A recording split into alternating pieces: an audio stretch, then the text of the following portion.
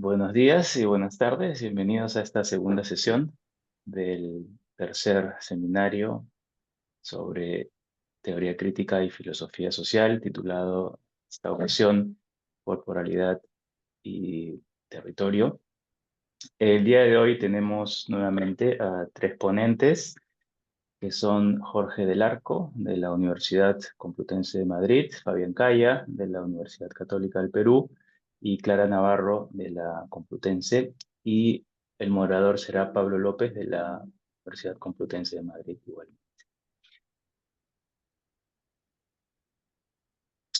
Pablo López es profesor titular de Filosofía en el Departamento de Filosofía y Sociedad de la Universidad Complutense de Madrid. Investiga en los campos de la filosofía moderna, la teoría crítica y la filosofía social, con especial atención actualmente al análisis de la racionalidad neoliberal de diferentes perspectivas: Estado, trabajo, cuerpo y exclusión. Ha sido investigador principal del Proyecto Nacional Precariedad Laboral, Cuerpo y Vida Dañada, una investigación de filosofía social junto con Nuria Sánchez Madrid, y con ella dirige en la actualidad el grupo INEDIS, Normatividad, Emociones, Discurso y Sociedad. En relación con el tema de este seminario, Pablo ha publicado recientemente El cuerpo expuesto, implicaciones políticas de los procedimientos de subjetivación del trabajo, en la revista Bajo Palabra. Nuestro primer ponente de hoy será Jorge del Arco. Es investigador predoctoral en formación en el Departamento de Filosofía y Sociedad de la Facultad de Filosofía en la Universidad Complutense de Madrid. Su tesis se enfoca en la analítica del poder y la historia de la gubernamentabilidad, desarrolladas por Michel Foucault como instrumentos de conceptualización de las formas estatales neoliberales. Es miembro de la Sociedad de Estudios de Teoría Crítica, de la Red Iberoamericana Foucault y del Seminario Foucault Complutense. También ha participado en el equipo de trabajo de los proyectos nacionales La contemporaneidad clásica y su dislocación, de Weber a Foucault, y Precariedad laboral, cuerpo y vida dañada, una investigación de filosofía social. Cada ponente tendrá un aproximado de 20 minutos para presentar sus trabajos, luego de lo cual tendremos el comentario conjunto a cargo de Pablo López en unos 15 minutos. Le doy la palabra entonces a Jorge. Pues muchas gracias, Gianfranco, por la presentación y por la organización del seminario también. Quería, en primer lugar, disculparme por no haber podido conectarme ayer a las sesiones, pero bueno, ha sido un desajuste de los tiempos y el trabajo, y ya le decía antes a Gianfranco que estaba prácticamente ahora terminando la intervención, entonces no me pude conectar. Y eso hace extensivo la disculpa también a un poco lo que va a ser mi presentación como tal, porque pues al final no he conseguido reducir las notas que tenía a algo que quepa en más o menos 20 minutos, entonces lo voy a intentar hacer un poco sobre la marcha, pero cuando me falten 15, o sea, 15, 5 minutos o así, pues si podéis avisarme de algún modo, así ya recojo lo último y trato de sintetizar una conclusión o algo así. Entonces, bueno, el título que había propuesto era esta idea del eclipse de la ciudad, ¿no? Como entre interrogantes, ¿no? Un programa de investigación sobre lo común y el municipalismo. El título quiere plantear una especie de alusión a ese libro, ¿no? Del eclipse de la fraternidad de Anthony Domenech, ¿no?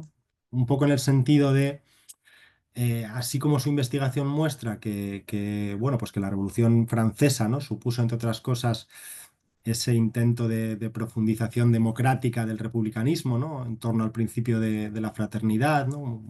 Entendida como una extensión de la ley civil al ámbito privado, ¿no? Y una impugnación del carácter absoluto de la propiedad, por entender que ahí residía, ¿no? La manera de mantener el patriarcado inscrito en algunas formas políticas modernas, y luego analiza, ¿no? Cómo este principio pues fue paulatinamente desapareciendo del programa socialista por revolucionario después de 1848. Pues me surgía la pregunta a mí, o me surge la pregunta, ¿no? De qué ha ocurrido también con la noción de ciudad, ¿no? Como lugar preeminente del programa de autogobierno, ¿no? En el pensamiento político moderno y contemporáneo y sus tradiciones revolucionarias, ¿no? Esto, por supuesto, podría ser un programa de investigación histórica por sí mismo, y en parte a mí me interesaría orientarlo por ahí. Se va a ver ahora también por las referencias que empleo, pues hay seguramente muchos muchos trabajos ya al respecto, pero bueno, esto es una especie de esquema, ¿no? De esa posible investigación que ojalá algún día pueda desarrollar o dedicarme con mayor detenimiento a ella. Pero me interesaba también en relación con la importancia que viene cobrando desde hace unos años, ¿no? Esa idea de lo común como paradigma, como principio político capaz de ofrecer un programa de organización social y política más allá del capitalismo y de las experiencias, ¿no? Del socialismo, digamos, de corte más estatalista, ¿no? También se ha escrito mucho sobre esto, no pretendo hacer un estado de la cuestión ni abordar concretamente los debates suscitados.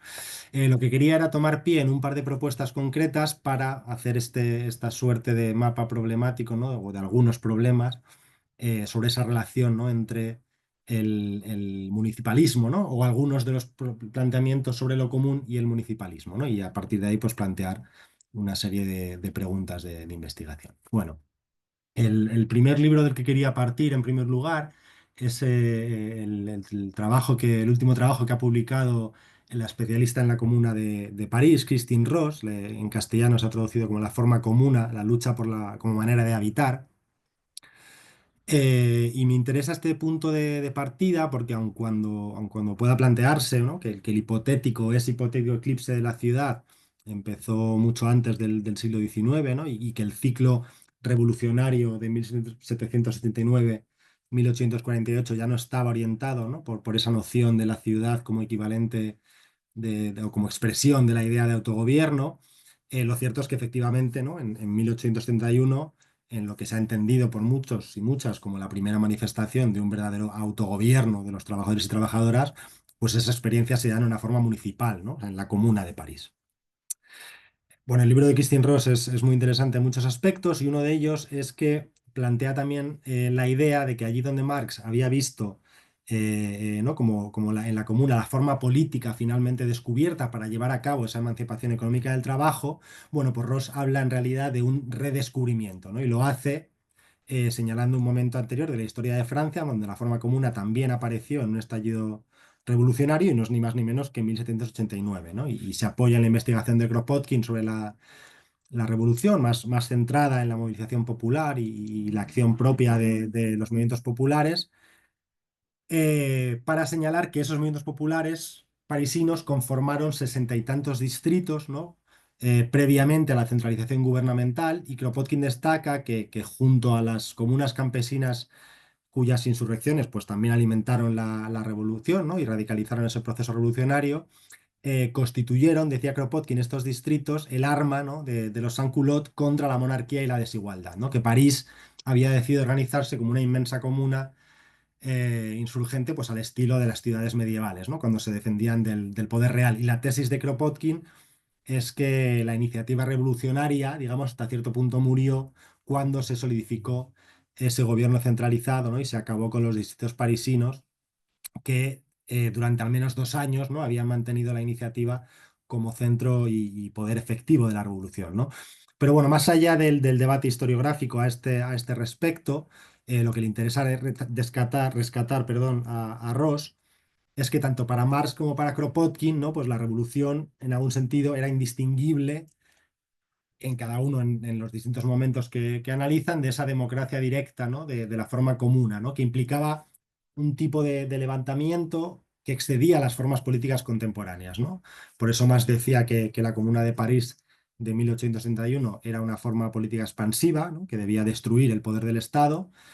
Y para Kropotkin, la Comuna del 89 era la fuerza democrática, ¿no? La mayor fuerza democrática de la revolución, que de alguna manera sintetizaba tanto la vertiente urbana como rural, aquello que en aquel momento se enfrentaba contra el Estado, ¿no? Al Estado. Que las dos fuerzas en liza eran, por un lado, el Estado y por otro lado, la organización de la vida política basada en un tipo diferente de comunidad, ¿no? O sea que, digamos que habría ahí un corolario, que es el que le interesa destacar a Ross, de que allí donde la comuna florece, o que la comuna florece allí donde el Estado se retira, ¿no? Una suerte de juego de suma cero entre comuna y Estado. Y me parece uno de los principales nudos problemáticos, ¿no?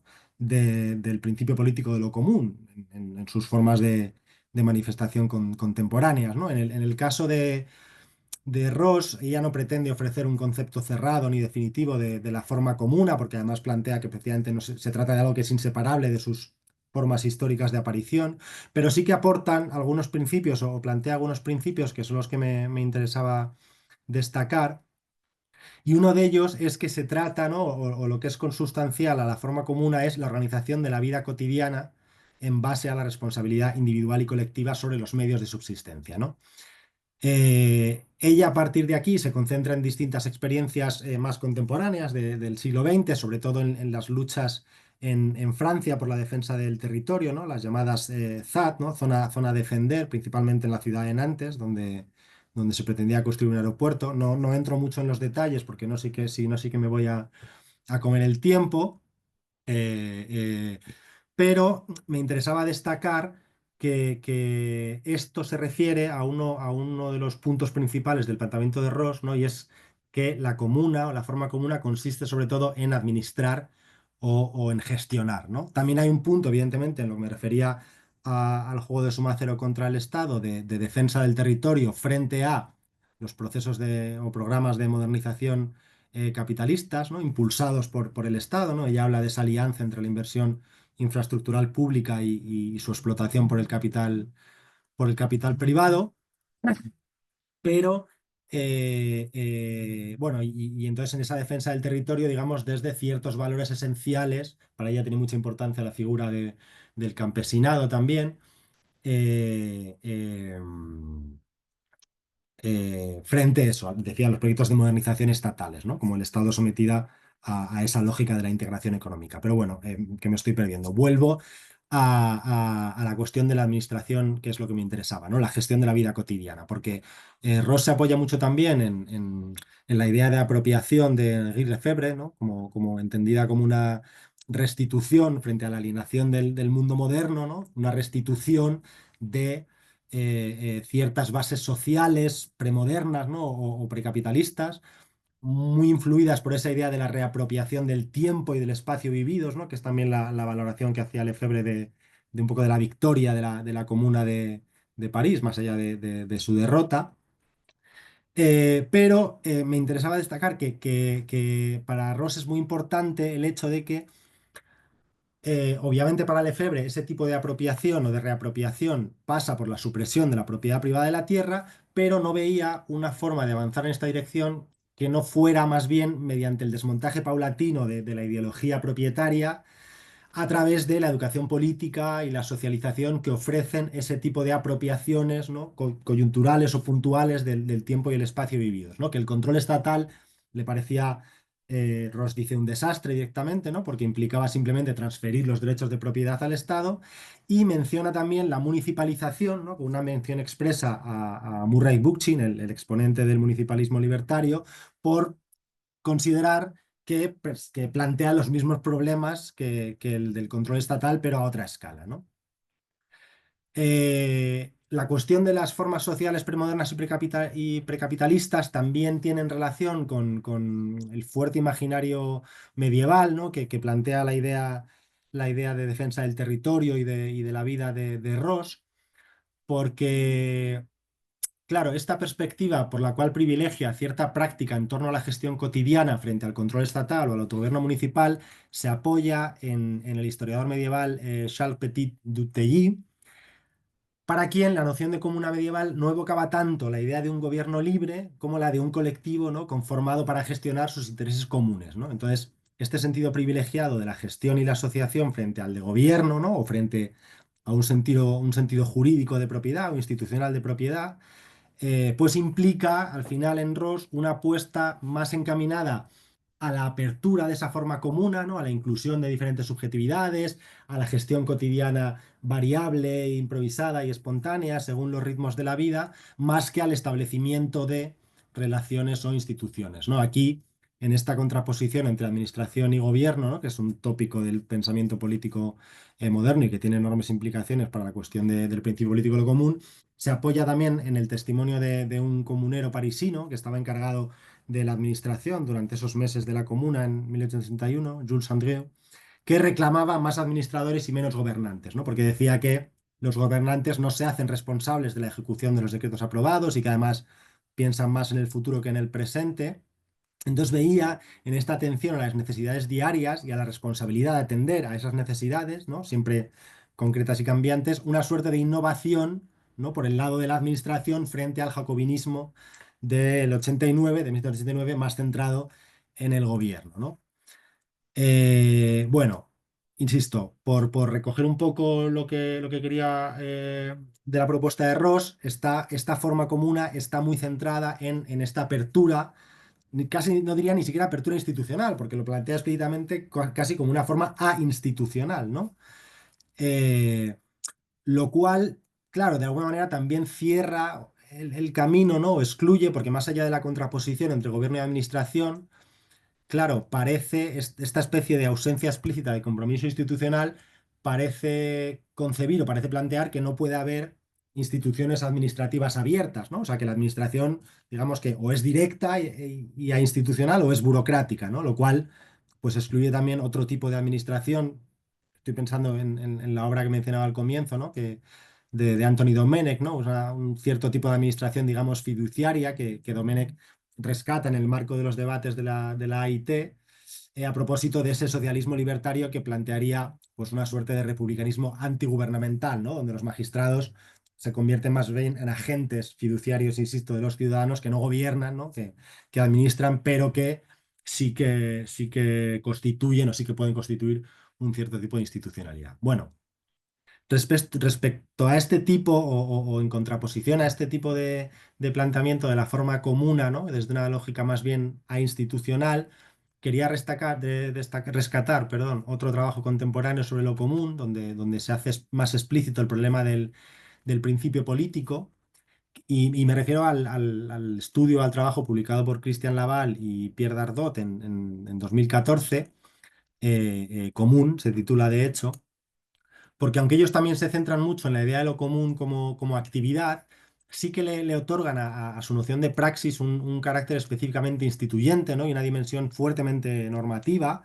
Lo común, dicen, es una cuestión de deber, ¿no? Y por tanto de derecho, en el sentido, ¿no? Una definición que dan en un libro que es amplísimo, que no puedo resumir todos los debates, pero bueno, ¿no? Plantean que se trata de un acto, una actividad por el cual ciertas personas se comprometen colectivamente en la misma tarea y de ese modo producen, ¿no? A través de esa actividad las normas legales y morales que regulan sus acciones colectivas, ¿no? O sea, es como un vínculo entre coobligación y coactividad. Bueno, más allá de estas definiciones formales, si acudimos a la cuestión de la historia, esta noción de común que quieren poner en juego vendría a tener una cierta matriz aristotélica, ¿no? En la que plantea, bueno, que plantean que o recogen que son los ciudadanos los que deliberan colectivamente para determinar lo que es apropiado para la ciudad y lo que constituye una línea de acción justa, ¿no? Aquí ya aparece una cierta noción de ciudad, o aparece la noción de ciudad. Todavía no hemos avanzado si por la vía de la administración o la del gobierno, ahora diré cómo lo plantean ellos, pero bueno, su idea es que este principio o esta matriz habría ido siendo o se habría ido viendo pervertido por una suerte de razón de Estado, ¿no? Por el cual lo común se empieza a asociar más a la utilidad pública, ¿no? Al Estado frente a lo privado, ¿no? Más que a lo común como propio de la comunidad de ciudadanos frente al individuo, ¿no? Como opuesto al individuo.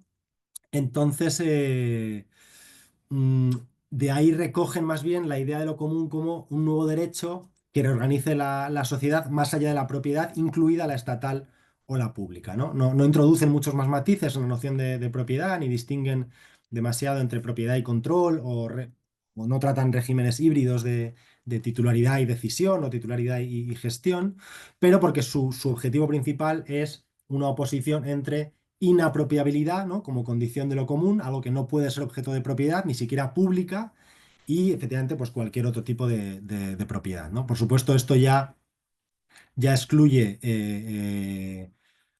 algún elemento de lo público, ¿no? Respecto a este principio político de lo común, pero además también consideran que cualquier noción de comunidad política preconstituida, sea, pues eso, una ciudad, una polis, una república, un estado, de alguna manera infringe ya una restricción sobre lo común, ¿no?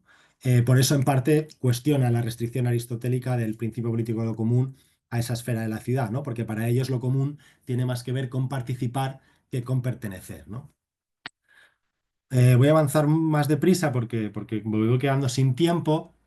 Eh, Respecto a la cuestión de la administración y el gobierno, ellos tratan de complejizar un poco esa relación, ¿no?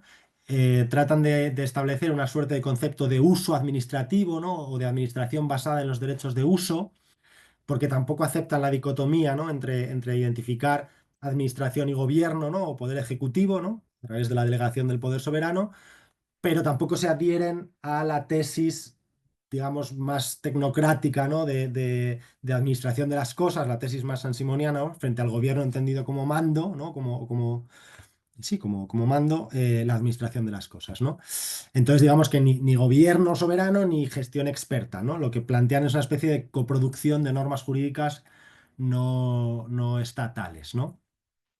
Bueno, discuten diferentes propuestas de socialismo más o menos mutualista, pero lo que quería plantear o a donde quería llegar así como problema, bueno, es verdad que no se ofrece una descripción muy concreta o muy pormenorizada del funcionamiento de esas instituciones de lo común, más allá de un elemento que es muy interesante, pero que no me da tiempo a explicar más, que tiene que ver con la concepción de los servicios públicos, ¿no? No como una manifestación del poder soberano, sino como una obligación de los gobernantes. Aquí se apoyan sobre todo en la teorización de Leon Duguid.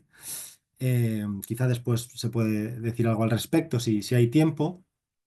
Pero bueno, sobre todo lo que quería decir es que a mi juicio, aunque tienen esa mirada más institucional, ¿no? O no, por lo menos no institucional, esta contraposición respecto a la estatalidad o respecto a lo público hace que no se concentren tanto en ese funcionamiento institucional, sino que al final lo que planteen sea más bien una discusión sobre esa noción de praxis instituyente, un poco en la línea de la apertura que decía antes con Ross, ¿no? Como la idea de cómo evitar el cierre burocrático institucional, bueno, discutiendo con la noción de praxis de Sartre, bueno, y de Castoriadis, en fin, una serie de discusiones más teórico-filosóficas, si se quiere, que tratan de rescatar del principio de lo común esa idea de actividad, de creación de instituciones, más que de su funcionamiento, ¿no? Creo que esto tiene que ver, como decía, con esa oposición fuerte que plantean entre lo común y la soberanía. Aquí habría que acudir al otro libro que han publicado, ¿no? Que es Dominar, ¿no? Ese estudio sobre la soberanía del Estado en Occidente, que es también otra obra descomunal que no puedo empezar a sintetizar o resumir.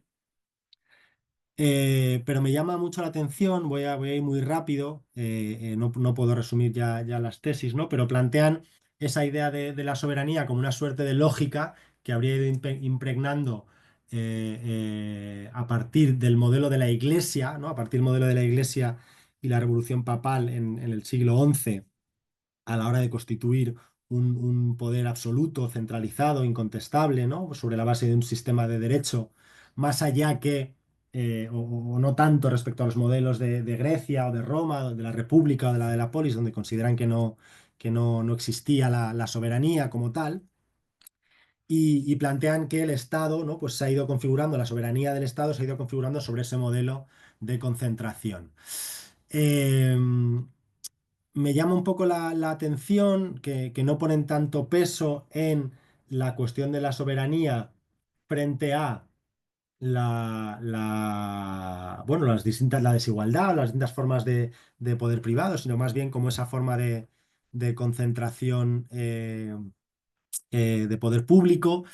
Es interesante también que la reconstrucción que hacen por ejemplo, de las ciudades italianas, ¿no? De las repúblicas italianas, de las comunas italianas, pues también plantea eh, em, que no dejaban de estar sometidas a una cierta lógica de la soberanía, por la cual se reclamaba la independencia frente a los poderes externos a costa de un sometimiento de la propia ciudadanía, ¿no? O sea, seguir operando con el concepto de soberanía como dominación.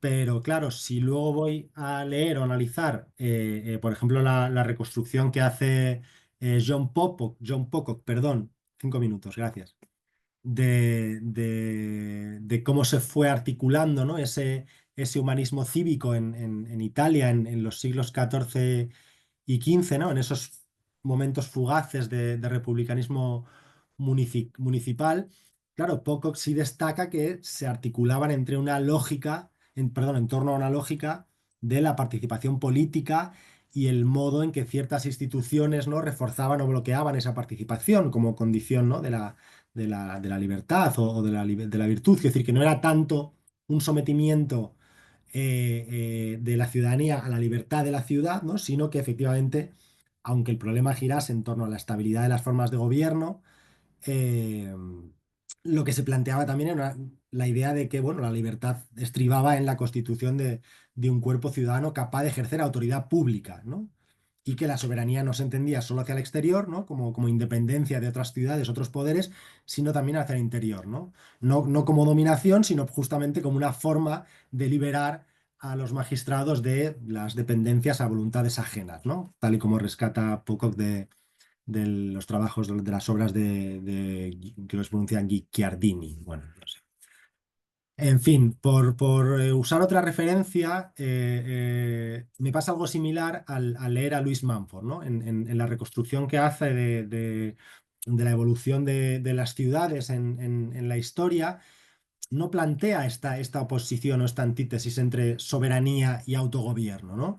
Evidentemente, habla de un declive de la idea de autogobierno de la ciudad en un sentido más municipal por la conversión de la ciudad más bien en un centro de comercio, ¿no? Y por la, por la expansión de la escala del poder del Estado y como un poder de mando más que como un poder de servicio, ¿no? Un poco en la línea precisamente de Duguid, que decía que rescataban la válida Ardot, pero en toda su idea de la ciudad, como, bueno, o de la región, ¿no? Porque precisamente plantea que para no repetir el error de las ciudades medievales, incluidas las repúblicas italianas, que pensaban que podían controlar por sí mismas y en ese área local las fuerzas económicas y políticas que exceden a su campo de acción, que por eso era necesario un campo más interregional. eh, Digo que aunque Manford también asume que el poder del Estado es intolerante frente a asociaciones regionales o grupos o corporaciones que reclaman funciones autónomas, no le lleva a rechazar, por ejemplo, la propiedad pública, ¿no? O sea, más bien se trata de ver cómo se pueden establecer fideicomisos, ¿no?, por parte de las autoridades municipales o regionales para esa gestión y, aunque problematice el poder, decir que el Estado o la institución estatal no funcione también, ¿no? No tenga una relevancia. Entonces, bueno, simplemente por acabar, ¿no? Como con una serie de preguntas que son las que creo que sería bueno desarrollar a partir de estas referencias que siento haber planteado de una manera un poco caótica, sería, bueno, pues hasta qué punto, ¿no?, la lógica del principio político de lo común y la institucionalidad estatal efectivamente están reñidas, ¿no?, o constituyen principios antitéticos.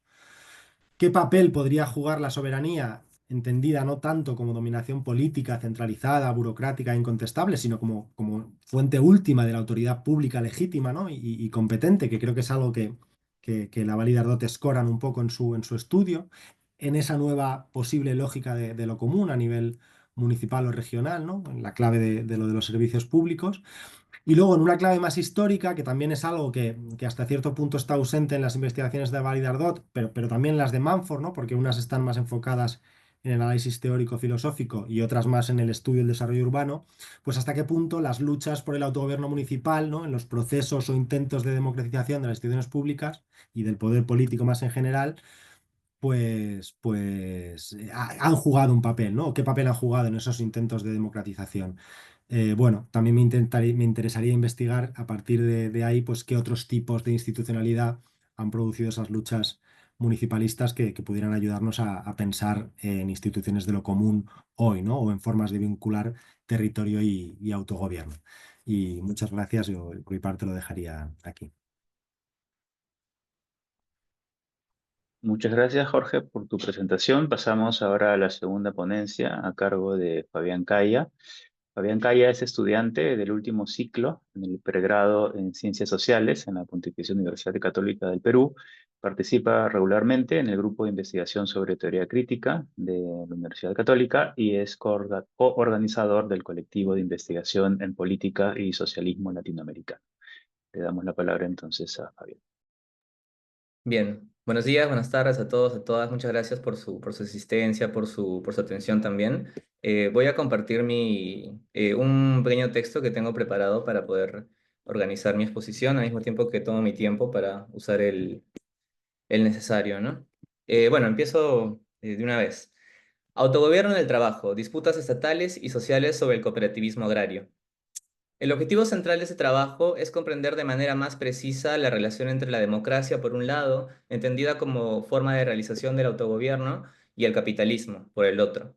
A partir de un diálogo con la literatura académica contemporánea, como el trabajo de Elizabeth Anderson titulado Cómo los jefes son literalmente dictadores, el volumen Democratized Firms, coeditado por Isabel Ferreras, con los aportes de Helen Landemore, Elisa Herzog, investigadoras dedicadas justamente a la cuestión de la democracia, o el libro El soberano trabajador de Axel Honneth, así como de las propias consignas históricas del movimiento obrero internacional, como veremos, se puede sostener que esta relación, la del capitalismo y la democracia, está marcada por una tensión estructural y un conflicto de fondo, tanto social como político. La disputa entre democracia y capitalismo se manifiesta también en el terreno de las discusiones teóricas y políticas sobre el cooperativismo. Este modelo propone una alteración importante de las relaciones de producción típicas del capitalismo al introducir la democracia en el centro del proceso laboral. Esto genera una alternativa a la jerarquía y a la lógica de acumulación que rige la empresa capitalista convencional. Veremos algunas consecuencias de ello al observar más de cerca el caso peruano. Hablamos de disputas estatales porque el trabajo y el comercio están mediados por instituciones legales que en última instancia se sostienen sobre la violencia organizada y legítima del Estado. Y hablamos de disputas sociales porque el cooperativismo forma parte del imaginario político del movimiento obrero global, como lo ilustran experiencias históricas como los pioneros de Rochdale o los caballeros del trabajo en Estados Unidos, así como múltiples debates de intelectuales socialistas, desde los utópicos y marxistas clásicos hasta intelectuales peruanos preocupados por el cooperativismo agrario. Este imaginario se ha entrelazado con diversos proyectos políticos que actores individuales y colectivos han defendido o llevado a la práctica.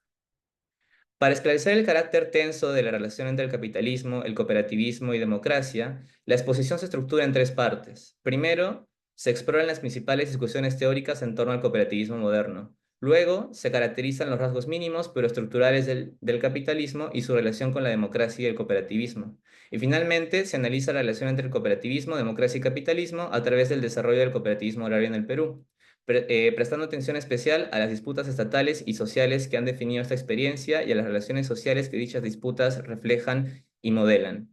Ahora, una aclaración importante que debe hacerse, ¿no? Es que quienes estudian formas de economía solidaria o alternativas justamente que se dan dentro del propio capitalismo es justamente eh, hay que poner atención, digamos, a la cuestión de no romantizar estos ejemplos, ¿no? Y decir que saltar a conclusiones bastante aventuradas que plantean que estos modelos justamente son, digamos, anticapitalistas, son postcapitalistas o tienen se han presentado de esta manera, digamos, revolucionaria en todos los casos, en todo su desarrollo, ¿no? Lo cierto es que esa entrada quizá habría que matizarse siempre un poco y nada más proponer un acercamiento más modesto, que es que la ejecución y la historia del cooperativismo en sí mismo plantea una alternativa dentro del modelo capitalista, pero con ligeras variaciones que podrían explotarse, digamos, como proyecto político y también como forma de realización de la democracia, que es el tema que concernía esta exposición, ¿no? Bueno, ahora sí, pasando al cooperativismo moderno. Aquí lo que busco explicar simplemente es que em, las cooperativas son un híbrido, una institución híbrida entre una organización empresarial que persigue beneficios económicos a través del trabajo, a través de la partición del mercado, pero también mezclan una lógica valorativa, ¿no? Valorativa y social, además. Y no únicamente por decirlo en su misión y visión, ¿no? No como, digamos, las empresas también tienen, ¿no? En su discurso y en la forma de presentarse, pues, objetivos sociales, ¿no? Pero las cooperativas, esta alternativa que plantean es que la diferencia está en que el estatus del trabajador dentro de la cooperativa cambia, ¿no? Pero ¿cuál es su historia, no? ¿Cuál es su origen, digamos, del cooperativismo moderno? Pues, por ejemplo, Martínez Charterina ha descrito el cooperativismo moderno como consecuencia directa de la revolución industrial y de las condiciones en las que se encontraba la clase obrera en ese contexto. Martínez cita a Paul Lambert, quien define a las cooperativas modernas como sociedades nacidas espontáneamente de la acción obrera en el momento y en los países por donde se extendía la revolución industrial. En este marco, la cooperativa de Rochdale se presenta como un ejemplo temprano, claro y exitoso del cooperativismo moderno. También conocida como la Sociedad Equitativa de los Pioneros de Rochdale, esta cooperativa surgió a partir de la iniciativa de tejedores de fábricas de algodón afectados por condiciones laborales precarias y bajos salarios. Su objetivo fue formar una organización que les permitiera acceder a productos básicos a precios justos. En sus inicios vendían solamente harina, avena, azúcar y mantequilla, pero lo distintivo de este proyecto fue que se fundamentó en principios como la honestidad, la participación democrática y el reparto equitativo de beneficios. Cada cliente incluso se convertía en miembro de la cooperativa. Es decir, el ejemplo histórico, ¿no? Digamos, el hito fundacional del cooperativismo moderno incluye también a los consumidores dentro de un sistema económico que incluye, digamos, la deliberación de absolutamente todos los involucrados, ¿no? Esto excede, por ejemplo, en la presentación que hice en un inicio, en la cual me centraba en el trabajo meramente. La experiencia de Rochdale ha sido reconocida por la Alianza Cooperativa Internacional, que es una ONG fundada hace 125 años durante el primer Congreso Cooperativo como un hito fundacional del cooperativismo moderno. No por haber sido la primera de su tipo, porque hay ejemplos anteriores, sino por su capacidad de establecer un modelo influyente para el desarrollo del cooperativismo tanto en Gran Bretaña como en regiones en proceso de industrialización. Y de acuerdo con la ASI, justamente, la definición básica de una cooperativa es que es una asociación autónoma de personas que se han unido voluntariamente para hacer frente a sus necesidades y aspiraciones económicas, sociales y culturales comunes por medio de una empresa de propiedad conjunta y democráticamente controlada. En este sentido, el cooperativismo representa un fenómeno que articula dos lógicas organizativas distintas, que es lo que explicaba al inicio, ¿no? Y además con el impacto de la situación del trabajador que cambia debido a la estructura misma de la organización. Aquí es una persona, un voto. El movimiento cooperativo internacional ha formulado un conjunto de características esenciales que definen a una cooperativa. Este conjunto, generalmente consensuado, incluye 7 principios básicos que también se derivan de la propia experiencia de los pioneros de Rochdale. Entre ellos está la adhesión voluntaria y abierta, la gestión democrática por parte de los miembros, la participación económica de los asociados y autonomía e independencia, ¿no? Sin embargo, este tipo ideal se ve constantemente modificado por las condiciones históricas y sociales específicas en las que cada cooperativa se desarrolla. Paso ahora a la relación cooperativismo, democracia y capitalismo, ¿no? No es un dato menor ni anecdótico haber presentado el origen del cooperativismo moderno como un medio colectivo para afrontar las crisis del capitalismo. De hecho, el reciente trabajo de Alex Gurevich, República Cooperativista, explora en profundidad el caso del movimiento cooperativo obrero en Estados Unidos, surgido en torno al mismo problema. Según Gurevich, en el siglo XIX era del todo habitual que los trabajadores dijeran que no eran libres en la medida en que, y precisamente porque, eran asalariados. Como tales, estaban sujetos a la voluntad de sus empleadores, tanto en el hecho de verse forzados a trabajar para un empleador u otro, como en el hecho de verse obligados a obedecer las irrestrictas órdenes del empleador una vez que entraban en un trabajo determinado. Lo que el autor defiende al analizar este caso es el potencial crítico y movilizador del movimiento obrero cuando entiende la libertad como libertad social. Es decir, y citando de nuevo el trabajo de Gurevich, la libertad que buscaron los republicanos obreros no era la libertad de no verse interferido por los demás, sino la libertad de autogobernarse en todos los aspectos de su vida. Este planteamiento está profundamente relacionado con la apropiación colectiva de los procesos sociales en los que uno se encuentra inmerso, como el trabajo. Esta consiste en identificarse con las normas que rigen dichos procesos y con los fines que persiguen, gracias a la posibilidad de intervenir activamente en su configuración. Lejos de ser un límite a la libertad de uno, los procesos de deliberación que permiten un orden de ese tipo pueden dotar de significado la actividad del individuo, pues facilitan la autoconciencia y el consentimiento de los objetivos que se persigue junto con las personas que integran su organización productiva. Bueno, sin andar mucho, justamente planteado de esta forma, pareciera ser una propuesta política planteada a la manera inversa de lo que vendría siendo la alienación en el capitalismo, ¿no? Desde una formulación marxista clásica, la alienación puede verse desde cómo los trabajadores no pueden decidir incidir en el proceso de trabajo, tampoco pueden decidir en cómo ni qué se produce, y también se encuentran separados de los demás trabajadores, pues se entienden entre sí como su competencia. En este marco, el programa cooperativista de la organización Los Caballeros del Trabajo representó un desafío directo a las élites productivas de las plantaciones azucareras, las empresas ferroviarias y las industrias de los Estados Unidos en general. Permitir que todos los trabajadores compartiesen la propiedad y la dirección de una empresa, ya fuera esta una plantación de azúcar, una imprenta o, bueno, la empresa que sea, la única manera de asegurar una independencia económica era la única manera de asegurar esta independencia, ¿no? Permitir el compartir la propiedad y la dirección de la empresa, ¿no? Ahora, Barenberg, a manera de síntesis justamente de estas críticas marxistas al capitalismo, plantea que el ejercicio de la democracia dentro del capitalismo adolece de una grave dificultad, en la institución del trabajo asalariado. Dado que una parte del contrato se encuentra en una condición de mayor necesidad que la otra, estamos hablando del empleado y el empleador, cualquier proceso de liberación democrática en la que el disenso es fundamental, como argumentaría, por ejemplo, Elizabeth Anderson defendiendo un modelo pragmático de la democracia, se vería fuertemente comprometido. Y, bueno, si seguimos andando, digamos, en las determinaciones del capitalismo, o en estas características como la diferencia en los procesos de acumulación, la diferencia entre en el contrato mismo, de cómo se da, ¿no? La libertad de contratar, vemos que hay más y más imposibilidades a pensar un modelo de democracia que en realidad tiene que entenderse, o bueno, se puede plantear que debería entenderse de una manera no tanto como un régimen político estático, con indicadores estáticos, como por ejemplo periodicidad de elecciones, cantidad de diarios en circulación, etcétera, sino como la democracia como un proceso que funciona en el tiempo y que además es experimental. Entonces, justamente como es experimental, el disenso y la crítica es fundamental para que justamente los modelos y las acciones tomadas dentro de la democracia puedan reajustarse, cosa que en el capitalismo es muy difícil, ya que la mayor parte donde pasan, la mayor parte del tiempo que ocupan las personas en una nación, digamos, es trabajando, y esos son los espacios menos democráticos, ¿no? Ahora, ya a manera de cierre, ¿no? ¿Qué nos enseña la situación peruana, ¿no?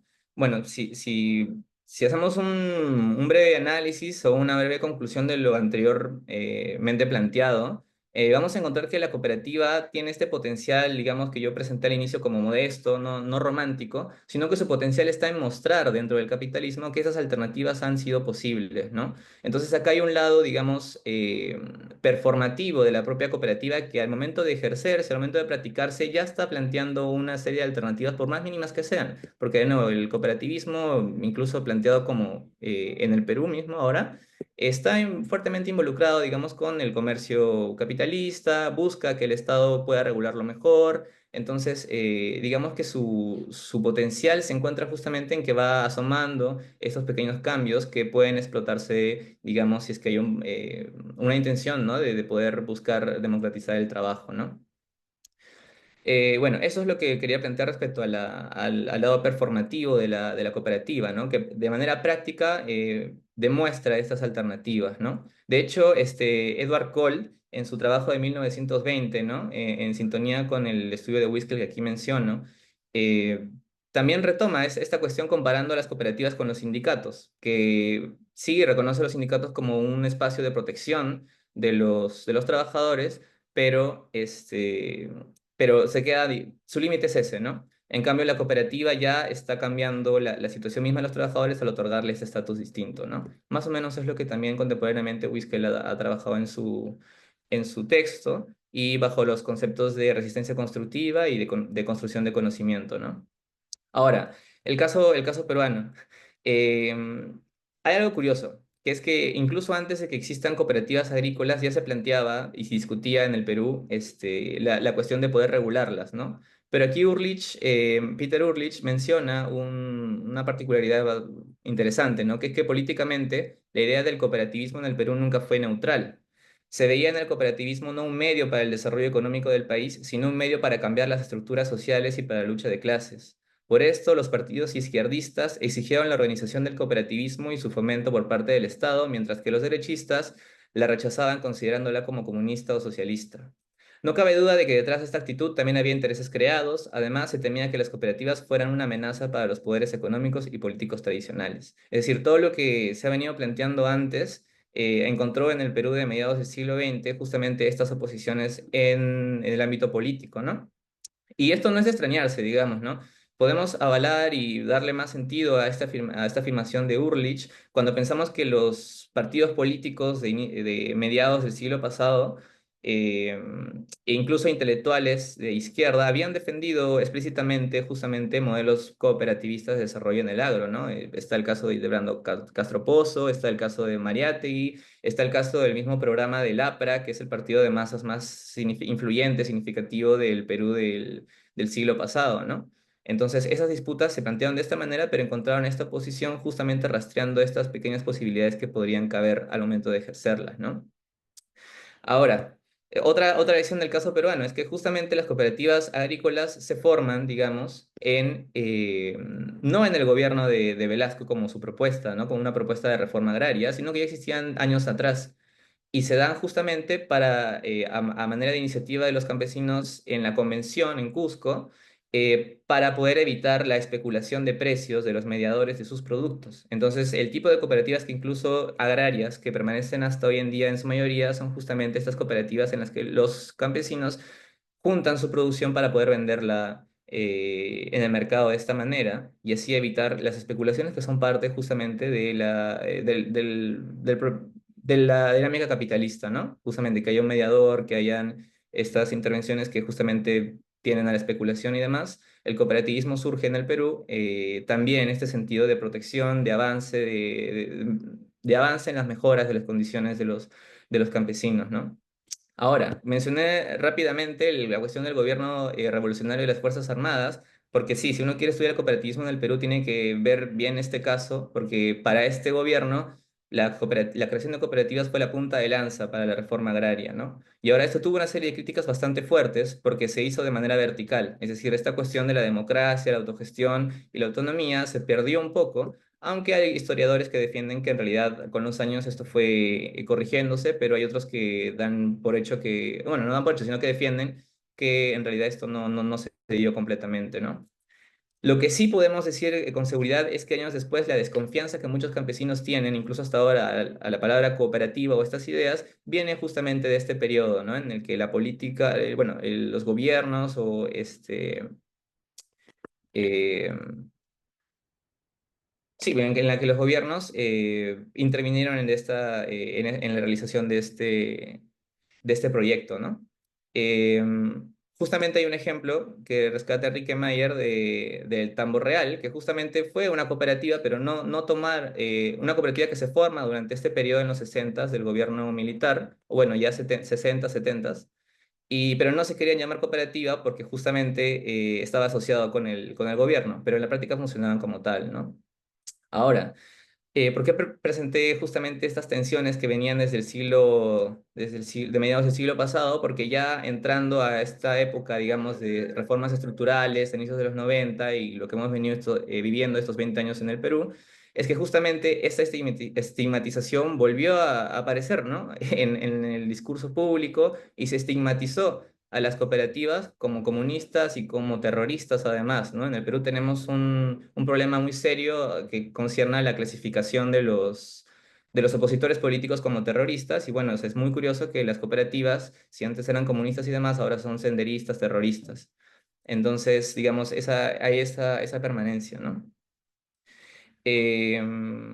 Sí, y bueno, para concluir, en este periodo se puede observar más críticas al cooperativismo agrario. Lo curioso es que más allá de sus deficiencias en términos de producción económica, ya que las cooperativas que impulsó el gobierno de Velasco Alvarado tuvieron este problema, ¿no? De incrementar la producción, más allá de esas críticas que se le pueden hacer y se le han hecho, que quiero concluir con esto, que el ministro, mejor dicho, Absalom Vázquez, ministro de Agricultura ante el gobierno de Fujimori, se concentró más en criticar el modelo de cooperativas, no por esta falta económica, técnica, sino porque planteaban justamente que los trabajadores se entiendan en un espacio de trabajo como iguales y que eso justamente era lo perjudicial en un sistema que debe beneficiar justamente la efectividad económica y demás. Entonces el problema era que nadie, bueno, según sus palabras, ¿no? Según su propio análisis, era que nadie quería obedecer, porque el problema era que todos se entendían como iguales, ¿no? Digamos que esta es una forma también inversa de entender lo que se planteaba antes como un modelo, por ejemplo, los caballeros del trabajo en Estados Unidos, como un modelo que en realidad podía permitir y facilitar el autogobierno, que es que partamos de la cuestión de que todos vamos a ser iguales, no únicamente como declaración de intenciones, sino que estructuralmente en un espacio de trabajo vamos a todos poder participar de la democracia deliberativa por igual, ¿no? Entonces, justamente vemos que el caso peruano muestra este tipo de oposiciones y ese tipo de consecuencias sobre el cooperativismo, porque ya para terminar, cabe mencionar que en los 20 años, bueno, ya un poco más de 20 años que tiene este siglo, las cooperativistas han estado luchando por mejorar las normas que los regulan e incluso por aclarar algunas normas que se les están aplicando indebidamente, ya que, como mencioné, el cooperativismo tiene algunas figuras que alteran un poquito la lógica capitalista. Algunas de sus transacciones, algunas de sus operaciones no son fácilmente entendibles dentro de un modelo económico que grava, por ejemplo, la compra y venta. Y esto ha sido una tensión del cooperativismo para que les regulen correctamente, que se ha dado por 20 años. Entonces, sí, este sería el trasfondo, digamos, de estas dificultades de comprensión y de reconocimiento entre instituciones estatales y cooperativistas. Bueno, muchas gracias. Muchas gracias, Fabián, por la presentación. Pasamos ahora a la tercera ponencia de la sesión de hoy, a cargo de Clara Navarro. Es profesora ayudante, doctora en el Departamento de Filosofía y Sociedad de la Universidad Complutense de Madrid. Es doctora en Filosofía por la misma universidad y en la actualidad se encuentra finalizando un grado de Derecho en la UNED, simultánea con su labor docente e investigadora. Sus líneas de trabajo abarcan desde el análisis del capitalismo contemporáneo, la interseccionalidad y los aspectos filosóficos de la globalización. Es autora del libro El capitalismo de hoy, la incertidumbre de mañana, así como de diferentes artículos científicos y capítulos del libro. Ha sido investigadora visitante en el Centro de Estudios Sociales, en Coimbra, y en el Centro de Estudios Políticos y Constitucionales. Ahora sí, Clara, cuando quieras. Vale, pues como veis el título de mi ponencia es Geografías híbridas, la noción de lo transnacional como espacio del derecho global, y podemos decir que por contraposición es un poco el complemento un poco de la ponencia de Jorge, en la medida en que, bueno, vamos a observar la otra cara del polo de la institucionalidad y el derecho, en este caso contemporáneo, que es el espacio de lo global, ¿vale? Vamos a intentar ver cómo lo global también incide o tiene su importancia hoy en día para el análisis tanto del derecho como de la economía política, aunque me voy a centrar más bien en el derecho. Si puedes pasar a la siguiente. Vale. Bien. Pues el objetivo de la ponencia va a ser mostrar cómo la fecundidad de lo transnacional, que es un concepto relativamente novedoso, relativamente novedoso dentro del campo jurídico, es útil para la reconsideración del derecho globalizado, ¿no? Estamos hablando de un espacio, este del derecho globalizado, que un autor como Wolfgang Streeck ha definido como la época de la hiperglobalización, y que es al mismo tiempo interesante porque este espacio del derecho globalizado, este derecho global y sobre todo este espacio transnacional como ámbito o como espacio del derecho, es el presupuesto con el que funcionan todas las empresas de tecnología algorítmica, ¿no?, que tienen este carácter también global. Entonces es muy conveniente conocerlo, ¿no? Entonces, teniendo esto en cuenta, es evidente que en un espacio social, económico y jurídico de carácter global como el que vivimos, es necesaria una noción más amplia y multinivel de reflexión, ¿no? Es también evidente que vivimos en un mundo interconectado, tanto económica como regulatoriamente, nos guste más o menos esta situación, incluso aunque sea de carácter conflictiva esta interrelación, ¿no?, como estamos viendo actualmente por todos los movimientos de carácter geopolítico, ¿no? Entonces, lo que voy a presentar es muy rápidamente todas las características y asuntos de reflexión fundamentales en el ámbito del derecho globalizado, con atención a los problemas, y vamos a ver cómo la noción de lo transnacional nos puede servir para iluminar o para comprender mejor la percha de todos ellos, por decirlo de alguna manera. Vamos a la siguiente página. Vale. Partamos entonces de la noción de globalización, que yo entiendo que es harto conocida, ¿no? Es un proceso de carácter multicausal, de múltiples dimensiones, que intensifica la interdependencia económica y disminuye la importancia de lo nacional, ¿vale? En la economía globalizada, que es un proceso que está teniendo lugar, podríamos decir, desde los años 80, inclusive desde mediados de los 70, el mundo se convierte en el espacio de la cadena productiva, ¿no? Todo lo cual da lugar a una fragmentación del proceso productivo, una especialización geográfica y también a una fuerte segmentación de carácter empresarial y laboral, ¿no? Encontramos en el espacio globalizado una producción que se subordina a todos los principios de la reducción de costes, a la optimización de los procesos, con una gran inversión en tecnologías, ¿no? Particularmente de las tecnologías de la información, ¿no? Así, nos guste más o menos, hay hoy una creciente interdependencia económica que está sostenida por una red logística muy bien vertebrada y que incide en una agenda económica muy centrada en movimientos de capitales, políticas de competencia, inversiones, etc, etc, etc. Todo lo cual es evidente, tiene fuertes consecuencias tanto a nivel social como político. Si puedes pasar a la siguiente, porfa, Jorge. Vale. Bien, dentro de este ámbito, ¿cuáles son las características del derecho contemporáneo? Bueno, pues tanto la fragmentación como la especialización. El fenómeno más sobresaliente es esa creciente fragmentación, esa creciente especialización del derecho, ¿no? Encontramos que las relaciones contractuales entre los conglomerados empresariales de carácter global se imponen hoy de manera fáctica a las normas de los estados en muchos de los casos, ¿no? Encontramos que los autores globales, por tanto, se rigen por lo que se llama la lex mercatoria, que ¿qué es? Es un conjunto de regulaciones, de procedimientos y de instrumentos jurídicos que se conforma por la propia práctica de los contratos internacionales. Se trata de un sistema que permite optimizar los recursos económicos y también ser más eficientes por la inherente flexibilidad de dicho sistema jurídico, ¿no? Pero también, y esto es importante, da pie o da lugar a una mayor influencia de los actores globales más relevantes dentro del espacio político global. Algunas características comunes de este derecho global es la utilización del contrato como instrumento jurídico fundamental de innovación y de organización, la circulación de modelos contractuales uniformes de carácter atípico, ¿vale? Como el leasing, el factoring, la joint venture, ¿no? Que esta es bastante conocida, la expansión del modelo jurídico anglosajón, ¿no? La configuración de los ordenamientos para ser más eficientes, el uso de jurisdicciones al margen del derecho estatal y todo el uso de todos aquellos tipos de regulaciones y de procedimientos que ponen un mayor foco en la autonomía de las partes, como puede ser el carácter del arbitraje, ¿no? Que estuvo muy en boga con toda la discusión que hubo pues, en torno al 2015-2017 en torno al TTIP. Así que seguimos ahí, si puede ser, Jorge. Madre mía, que te tengo de mayordomo, qué vergüenza. Vale. Bien, consecuencias a escala, ¿no? ¿Qué consecuencias tiene esto a escala regulatoria? Que es verdaderamente lo que nos interesa dentro de un análisis de carácter crítico, político y social, ¿no? Bueno, pues en primer lugar, con todo este esquema hay una menor importancia del derecho positivo y una mayor parte de la normatividad que se genera contractualmente, ¿no? Podemos decir que esto implica una mayor incidencia, una mayor importancia de los procesos bilaterales dentro del ámbito jurídico global, ¿no? Que es algo que estamos viendo constantemente en el ámbito geopolítico actual, ¿no?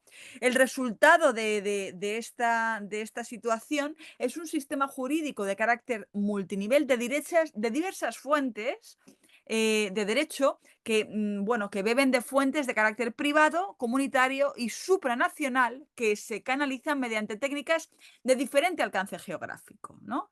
En segundo lugar, esta situación también da lugar a un proceso global de privatización del derecho, dando lugar a esta situación a una pérdida de centralidad del derecho público.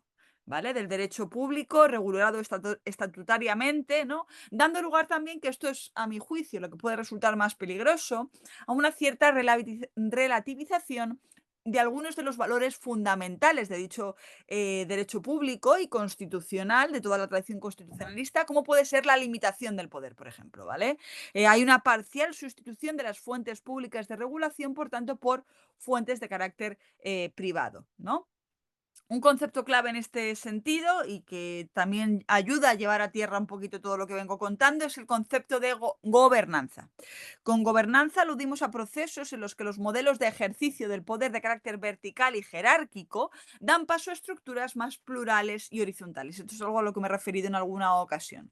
Y es algo que se da tanto en el ámbito de los instrumentos como en el ámbito de los procesos. Una ventaja de esta gobernanza es que se trata de procesos más participativos y más inclusivos. Pero también los procesos de gobernanza han sido vistos con cierto recelo. ¿Por qué? Porque estos métodos pueden hacer difícil el equilibrio de las asimetrías de poder que existen de manera fáctica entre actores, ¿no? Pues, por ejemplo, un proceso de gobernanza en torno a la regulación medioambiental puede esconder las asimetrías de poder existentes, ¿no? Y apelando un poco a lo que nos venía contando tanto mi compañero anterior como Jorge, ¿no? Las asimetrías de poder existentes entre los grandes poderes empresariales, por ejemplo, en esa regulación medioambiental y las estructuras comunitarias de la región. Entonces, pues los procesos de gobernanza pueden enmascarar un poco esas asimetrías e impedir su fiscalización, que es lo que verdaderamente nos interesa, ¿no? Y lo que es más importante, esta situación de cambio podríamos considerar que en sí misma es de carácter formal y por tanto no será un problema.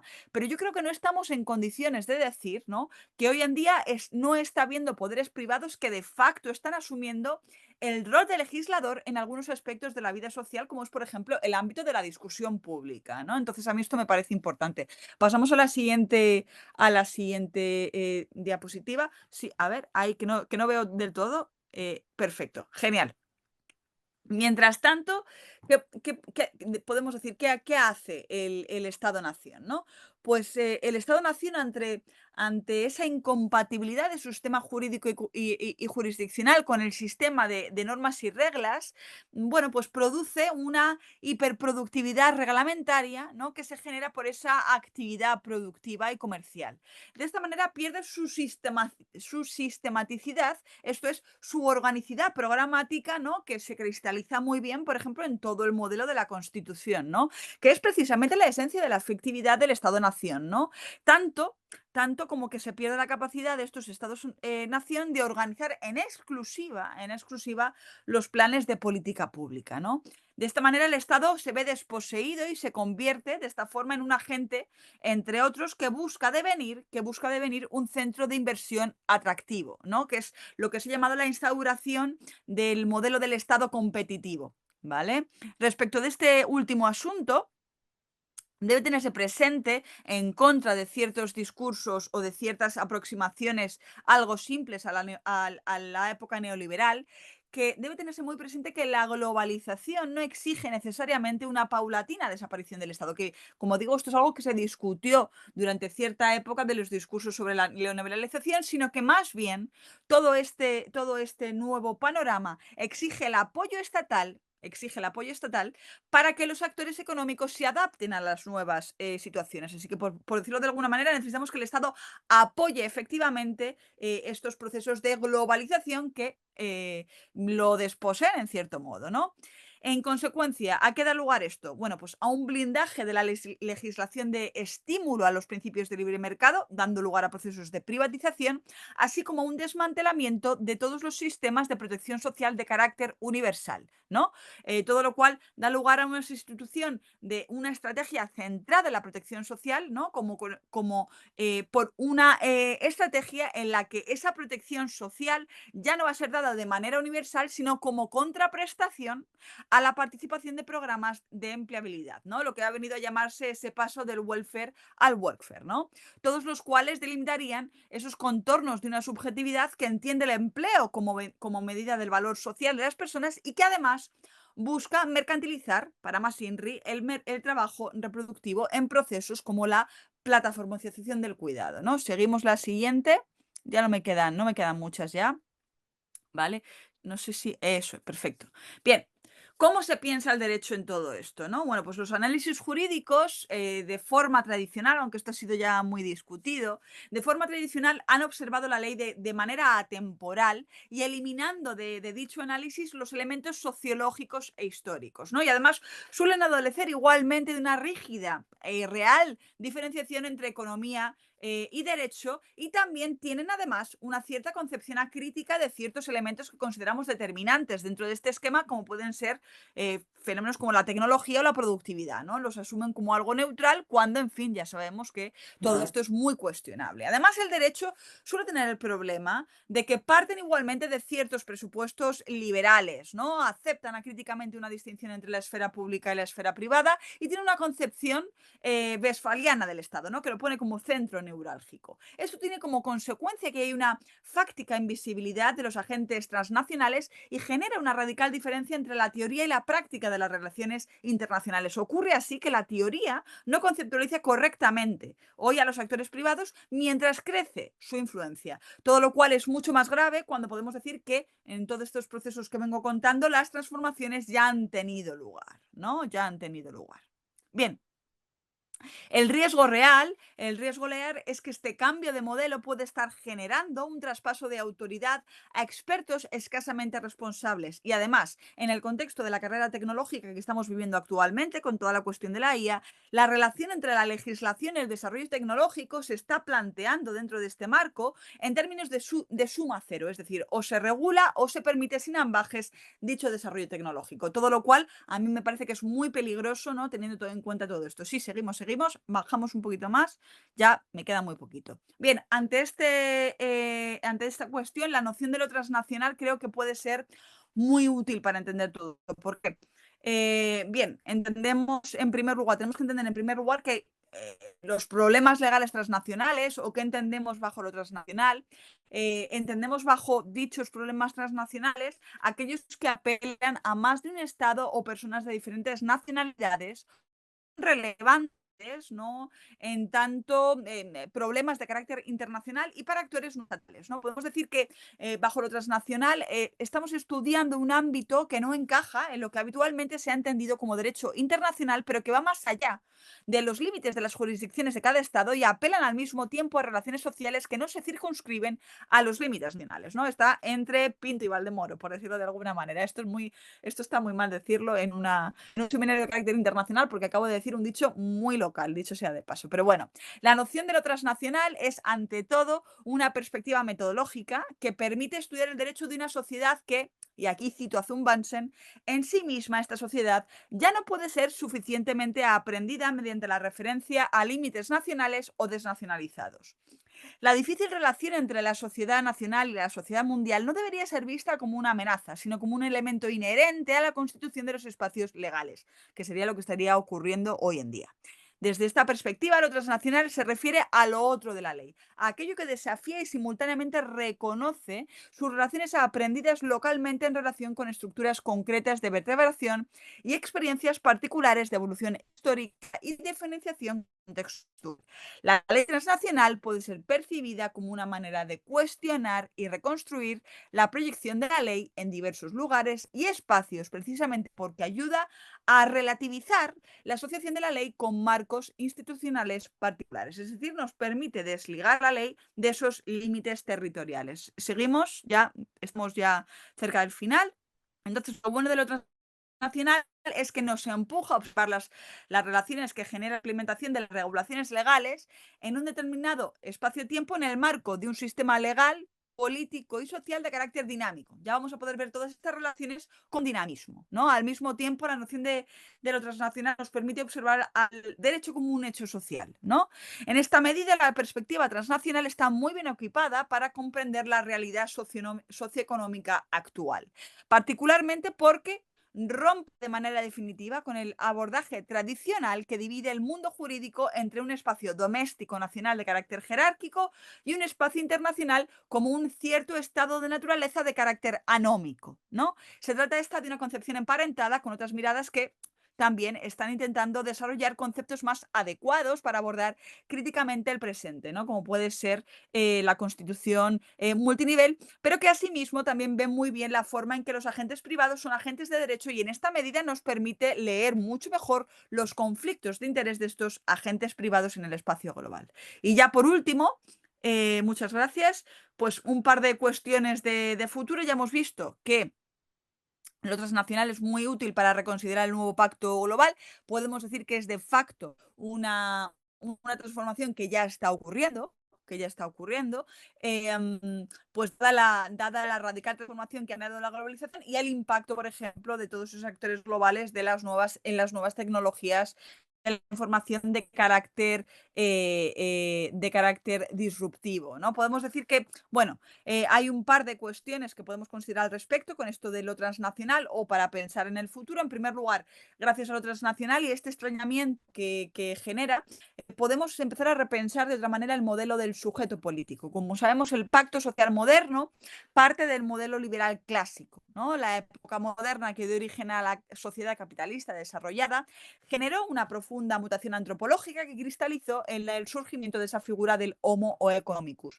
Se daba así una nueva relación del hombre, del ser humano con las cosas, que puso en el centro la figura del sujeto propietario, propiedad que por su parte se consideró a sí mismo un presupuesto de la autonomía existencial y ulteriormente también de la autonomía política. Sin embargo, con esta dislocación que propone lo transnacional y este dinamismo con el que nos permite pensar el derecho, la política, lo global, creo que podemos proponer nuevos modelos subjetivos más coherentes con una economía interdependiente, ¿no? Modelos de economía interdependiente que ya nos están dando la medida, ¿no? Pues ciertas intervenciones del pensamiento feminista que justamente están poniendo el foco en la interdependencia. Interdependencia que, como explicando a lo largo de la ponencia, también está muy presente en la economía global hoy en día. Asimismo, yo creo que esta perspectiva es muy interesante para reconfigurar o repensar la reconfiguración del espacio-tiempo de la tradición generada por el impacto de la tecnología algorítmica en la configuración de nuestra realidad laboral, comunicativa y política y las dificultades actuales para meter en cintura a las grandes empresas tecnológicas, creo que es conveniente, y creo que lo transnacional nos puede ayudar aquí, repensar la configuración jurisdiccional, ¿no? Esto es, no es necesario criticar ante ese aparente juego de suma cero entre la relación del Estado de Derecho y el desarrollo tecnológico global, sino que hay que repensarlo en su justa medida, ¿no?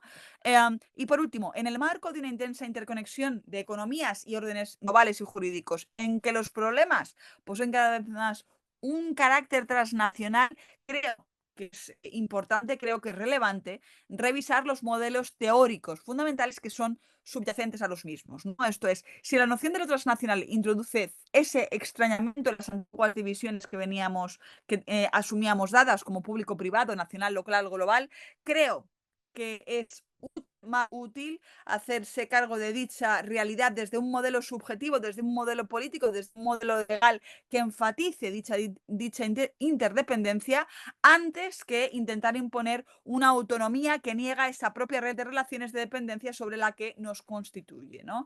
Y eso, bueno, pues espero un poco haber dado algunas líneas de cómo se puede empezar a hacer esto y por aquí daría ya por terminada mi intervención y nada, muchas gracias y sí. Muchas gracias, Clara, por tu presentación. Pasamos ahora a los comentarios a cargo de Pablo López. Muy bien, pues muchísimas gracias. Muchas gracias a Gianfranco, a Nuria, a toda la gente que ha estado implicada en la organización de este seminario. Siempre es un gusto realmente participar, ¿no?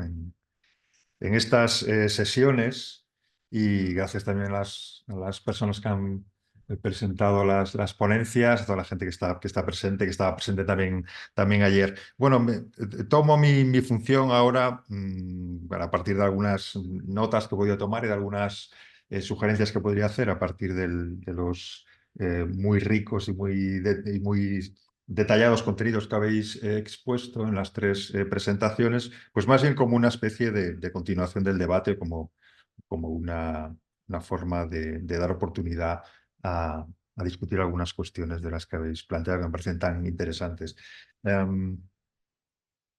Estaba ya pensando ayer, en realidad, que algunas de las inquietudes que se planteaban en las ponencias eran elocuentes de un cambio de repertorio conceptual crítico con respecto al hegemónico en décadas pasadas, con respecto especialmente a esto que acaba de mencionar Clara, que es el problema de la interdependencia, el problema de las necesidades, el problema de, podríamos decir, un cierto agotamiento del discurso de la autonomía, ¿no? O al menos la ampliación del foco para incluir dentro de las preguntas institucionales cuestiones como las cuestiones relativas a las necesidades, a los cuerpos, a las dependencias, a la exclusión, al problema de las poblaciones sobrantes, a la desposesión, que creo que también han definido algunas de las posiciones presentadas hoy, ¿no? Y que, como comentó también Nuria ayer en su respuesta a las ponencias, definen también algunas tensiones. Ella hablaba de Judith Butler y de Paul Preciado en torno o a partir de ciertas diferencias entre el discurso de la transgresión, de la resistencia a las sociedades de la normalización y un discurso crecientemente central en las discusiones actuales. En vuestras ponencias creo que ha quedado muy claro en torno a la cuestión de una economía diferente de los cuerpos, de una economía diferente de los poderes, de una economía diferente de las interdependencias y de la forma en la cual los cuerpos se vinculan a territorios a través de mediaciones institucionales. Entonces, casi lo primero que quería subrayar es la manera en la cual este seminario sirve o es testimonio de una determinada variación en los repertorios del lenguaje crítico, que me parece siempre interesantísimo subrayar de qué manera las modificaciones epocales obligan a una reconsideración del lenguaje crítico y lo que vale como dispositivo crítico en una determinada situación, lo que valía en el contexto de los años 90, finales del siglo XX, no vale para cualquier otra situación. Y es, creo, muy interesante ver esos movimientos como lentos, conceptuales y políticos de renovación del lenguaje. Voy a empezar por el, por el texto, por la presentación de Clara, porque me permite dar un marco a algunas de las cosas que quería sugerir, insisto, casi más como incitación a una conversación posterior, a un debate posterior, que como respuesta o como matización de lo que habéis dicho. Creo que hay algo fundamental en lo que planteabas, Clara, con relación a una cierta evaluación del papel del Estado y de su relación con el neoliberalismo, con la racionalidad neoliberal, ¿no? Y a una cierta evolución que es completamente fundamental. Durante un tiempo yo diría que hay también la lectura de Foucault, que es la lectura que da la matriz también intelectual a la recepción del neoliberalismo en las discusiones filosóficas, tenía que ver con una interpretación del neoliberalismo en términos de retracción, de contención del Estado, de abstención del Estado, de minimización de los poderes estatales. La misma evolución del neoliberalismo, el mismo neoliberalismo realmente existente, deja ver en qué medida esa retracción tiene que ser como mínimo matizada o corregida para pensar en el Estado neoliberal como un dispositivo fortísimamente constitutivo, de renovación, de generalización de ciertas formas de relación social que no dependen de la vieja lógica del dejar hacer, dejar pasar, del homo economicus del liberalismo clásico, sino que efectivamente tiene que movilizar un poder informante, ¿no? de un enorme alcance, una modificación institucional permanente. Pero diría que el plano en el que ubicabas tu exposición nos lleva un paso más allá, incluso de ese estado transformador, de ese estado que canaliza un activismo incesante desde el punto de vista de la reforma universitaria, sanitaria, laboral, porque hace más bien ver el umbral en el cual el Estado mismo eh, queda integrado en el dispositivo del cálculo, ¿no? De los costes, de los beneficios, porque por decirlo con Supiot, el mismo proceso de producción de ley es sometido a patrones competitivos. Que la manera en la cual se produce la ley, y no solo se produce, sino se aplica y se arbitra, está crecientemente sometida a principios privados, ¿no? De poderes privados que, que, que suponen la superación del viejo marco del monopolio estatal de la producción de normas, ¿no? La manera en la cual los propios órdenes legislativos pueden entrar en competencia entre sí, o las grandes corporaciones pueden acogerse a órdenes legislativos de distintos países, de distintas economías, que los órdenes constitucionales pueden someterse también a una evaluación cuantitativa, incluirse en rankings, allí donde el Estado se ha convertido también, como lo has mencionado, en una maquinaria de valorización del territorio, ¿no?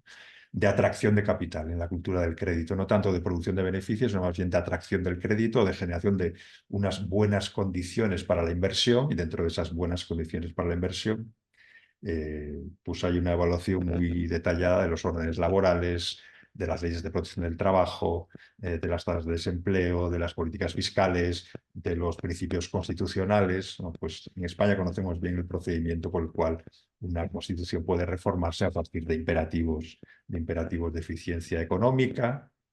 Un Estado ya eh, eh, orientado a la generación de las buenas condiciones para el pago de la deuda, ¿no? Y la atracción del crédito, ¿no? Entonces, en ese sentido, diría ahí un tránsito hacia esto, ¿no? Que el propio Supiot llama un darwinismo normativo, la conversión de la ley misma en algo que está sometido al principio de la competencia, ya no la ley como aquello que produce competencias, sino la ley misma como sentido al principio de la competencia, que se aplica en términos de arbitrajes privados, las grandes corporaciones en condición de litigar con los poderes públicos. Diríamos el definitivo hundimiento del diagrama hobbesiano del Estado moderno, ¿no? Hay ley donde hay un poder que es tan fuerte que no puede competir, que ningún poder social puede competir con él.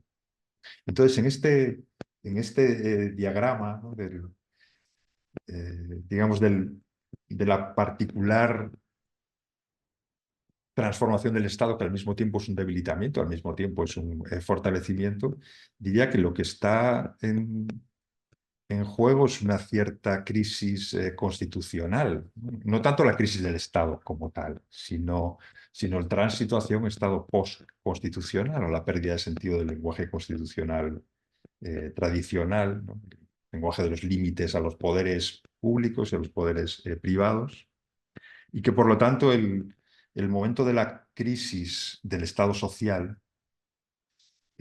avanza más bien hacia el momento de la crisis del Estado democrático. Ya no es exclusivamente el vaciamiento del Estado social, sino también el vaciamiento del Estado democrático como tal, el vaciamiento de los procedimientos democráticos, ¿no? Y la aparición de aquello que para Hegel era la imagen de la corrupción política, ¿no? Que el contrato mismo se convierta en fuente de ley, que el contrato mismo se convierta en la sede fundamental de la producción normativa, ¿no? Por lo que acabas de decir, y creo que es interesante seguir esa línea, pues ahí está esta posibilidad de entender la producción jurídica a partir de contratos sin ley, ¿no? De contratos que constituyen en sí mismos ley, ¿no? Que no dependen de órdenes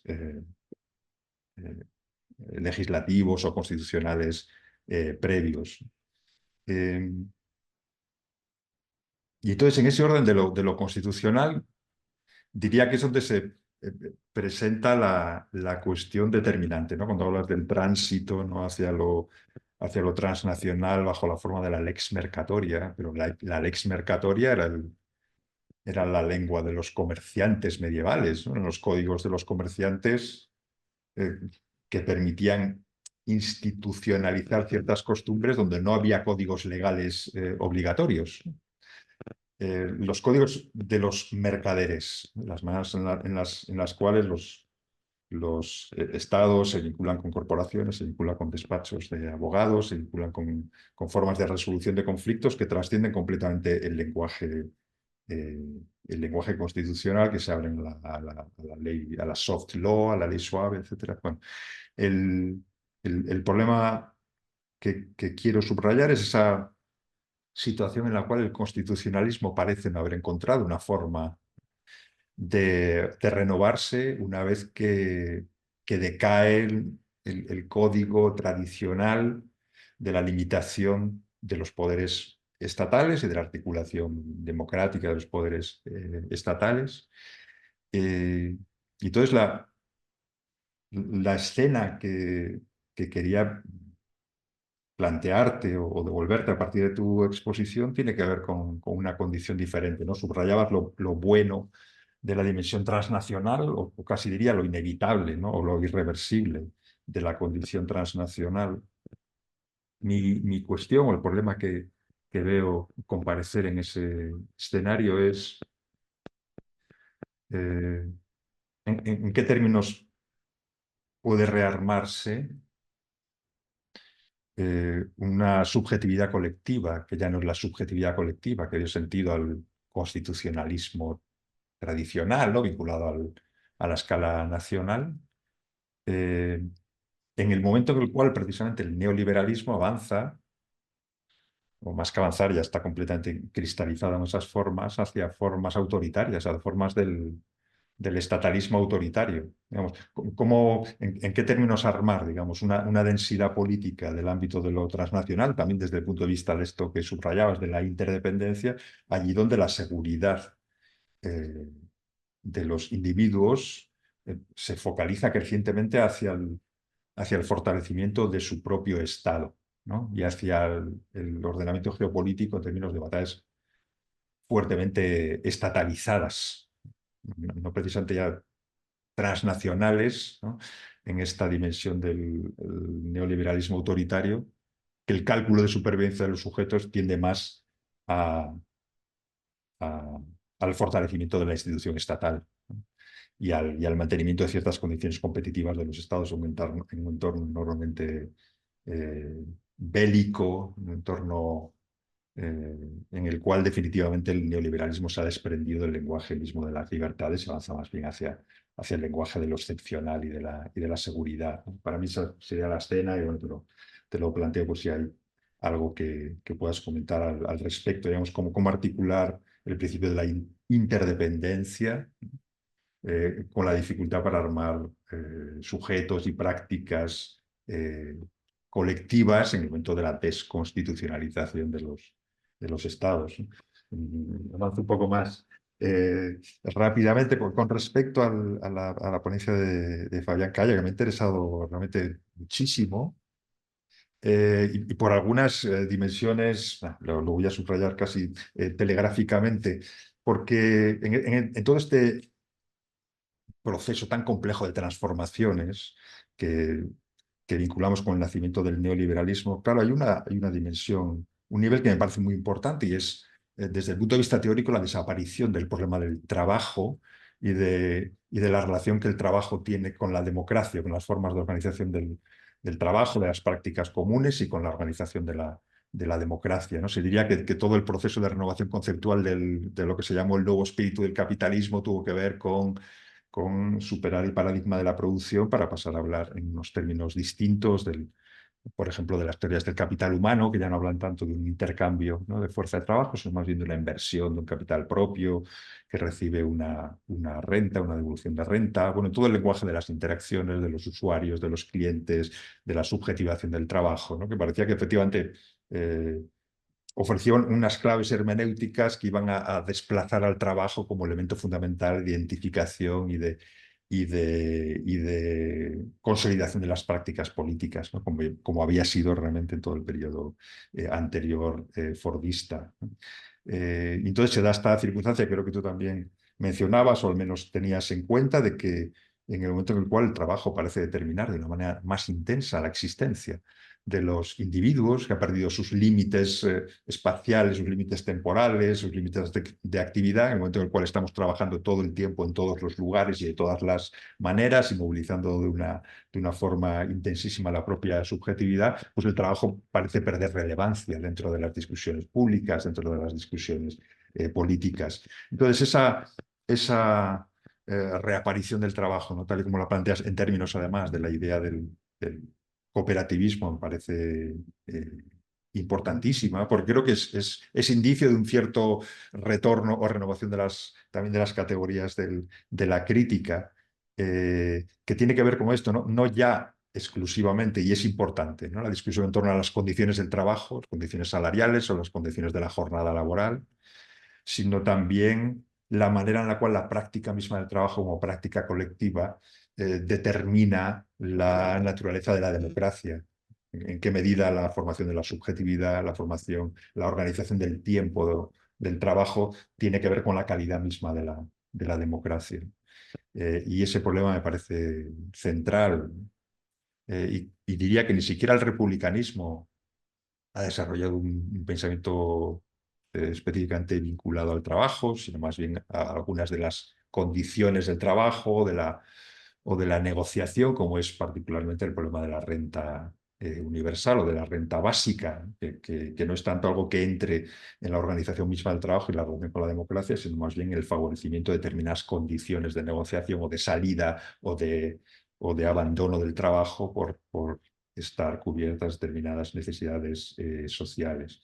Entonces, la mención que haces, por supuesto, a Gurevich me parece importantísima, porque Gurevich entiendo que pretende renovar el lenguaje del republicanismo clásico, haciendo alusión no ya al principio general de la no dominación, sino más bien atendiendo a las maneras en las cuales los trabajadores se han organizado para la resistencia a la dominación personal y a la dominación estructural, la manera en la cual los movimientos del republicanismo laboral, cooperativista, implican siempre una percepción particular de la injusticia y una normatividad particular y una forma de organización que tiene en cuenta las dimensiones de la dominación, los distintos niveles de la dominación, ¿no? Los procesos huelguistas, los procesos de autoorganización obrera, ¿no? Como algo que no guarda relación exclusivamente con las buenas condiciones del trabajo, sino también con un sentido particular del poder y de la dominación. Y diría que ahí el modo en el cual Gurevich toma esa tradición republicana es interesante, como lo es, por supuesto, la posición de Elizabeth Anderson, quizá un poco más vinculada al constitucionalismo laboral, la posición, por supuesto, de Honneth, ¿no? Que en este libro sobre el soberano trabajador es una investigación realmente interesante entre la manera en la cual la condición laboral se vincula con la condición democrática, dentro de la cual se incluye también una reflexión bien interesante sobre las cooperativas y también sobre la manera en la cual la subjetivación política en el trabajo se vincula con la subjetivación política en la democracia.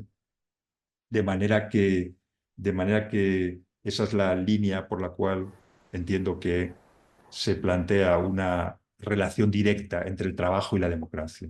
No ya en el sentido exclusivo de la democratización de los centros de trabajo, sino más bien en el sentido que va del trabajo a la democracia, como permitiendo la pregunta en torno a de qué manera las prácticas colectivas, que tienen que ver con el cuerpo, que tienen que ver con la coordinación de las acciones, dan una clave para la profundización en la democracia. Entonces, ese me parece un hilo que en el escenario actual no se puede perder, ¿no? Como si en el momento actual del neoliberalismo el trabajo no pudiera hacer otra cosa que retornar con una dimensión fuertemente política, que precisamente por tener que ver con la lógica de la dominación y con la lógica de las necesidades, permite que las lógicas laborales cooperativistas se articulen con otras luchas que tienen que ver con la vivienda, con las necesidades corporales.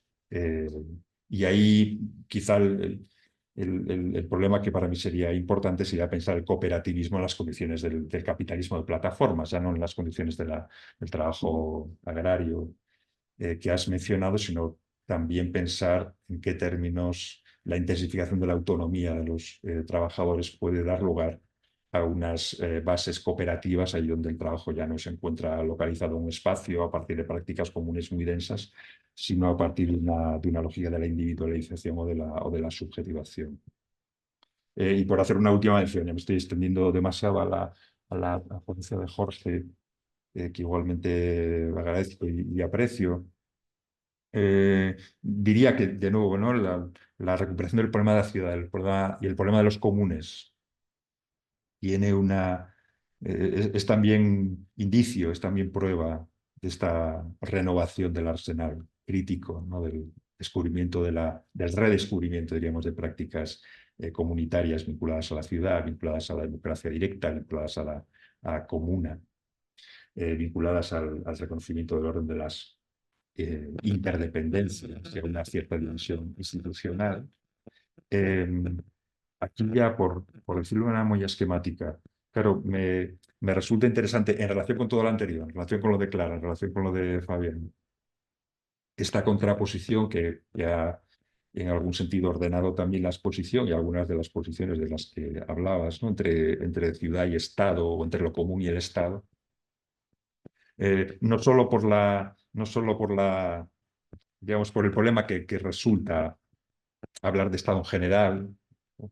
Casi podría decir de qué manera pensar el Estado en términos relacionales modifica ese diagnóstico, ¿no? Sino también por algo que voy a plantear de una manera muy breve, ¿no? Eh, ¿De qué manera, si pensamos los comunes, lo común, más bien los comunes, no tanto como bienes comunes, sino más bien como relaciones, ¿en qué sentido las relaciones comunes pueden prescindir de una dimensión institucional como órdenes de relaciones? ¿En qué sentido el, el- el- el modo de organización, yo diría que sobre todo en la historia política que trabajamos en las facultades de filosofía, hay una dimensión que no termina de convertirse en central, que es la manera en la cual los movimientos populares, los movimientos obreros, eh, han implicado siempre la constitución de una institucionalidad enormemente densa, desde el punto de vista precisamente de las relaciones, ¿no? No exactamente de la propiedad, pero sí de la apropiación, sí de los usos, y de los tiempos y de las organizaciones sociales. Entonces, ese vínculo teóricamente para mí es completamente fundamental, ¿no? El vínculo entre lo popular y lo institucional y la dimensión de la escala, ¿no? Por cuanto que si de lo que se trata es de pensar las prácticas de igualdad social, ¿no? Diría que partir de la igualdad nos ubica en un escenario diferente al que llegamos si partimos de la libertad, por ejemplo, por cuanto que la, la igualdad es algo que obliga a una institucionalidad. Entonces, como has mencionado a propósito de Laval y Dardot, ¿no? Una cierta reflexión en torno a instituciones públicas o comunes, quería preguntarte por esa cuestión, si podías decir algo más sobre esa cuestión, ya digo, porque para mí hay una constelación que conceptualmente es muy importante y tiene que ver con la tradición del marxismo británico, con Thompson, ¿no? Con la forma en la cual Thompson protesta contra la idea de lo popular como vinculado a motines, ¿no? De subsistencia y del hambre, y dice, es una institucionalidad enormemente densa, ¿no? Y que tiene que ver con la consolidación de la libertad. Y de qué manera también el orden de la comuna puede pensarse en términos de una escala que es ya necesariamente transnacional, con el problema de la escala y con el problema de la infraestructura. Pero no digo ya más, he hablado más tiempo del que quería. Les agradezco muchísimo las intervenciones y continuamos el diálogo. Muchísimas gracias, Pablo, por tu intervención. Pasamos entonces a las intervenciones nuevamente de los tres ponentes en el mismo orden en el que presentaron sus textos, empezando con Jorge. Vale, pues bueno, brevísimamente o en lo que pueda decir, sí, pero justamente, o sea, yo creo que uno de los nudos problemáticos principales a los que trataba de apuntar, precisamente trayendo ¿no? la cuestión del municipalismo desde, bueno, desde Mumford, sobre todo desde Luis Mumford, pero bueno, también desde la recuperación de Pocock es esa idea de problematizar las dos vías, ¿no? Tanto la de la A institucionalidad como además de Ross, como la de la A estatalidad. De hecho, o sea, para mí lo más interesante, o bueno, lo más interesante no, porque hay muchas cosas muy interesantes, pero allí donde creo que más se acercan Laval y Dardot, sobre todo en el libro de Común, a ofrecer una especie de imagen concreta de esas instituciones del común,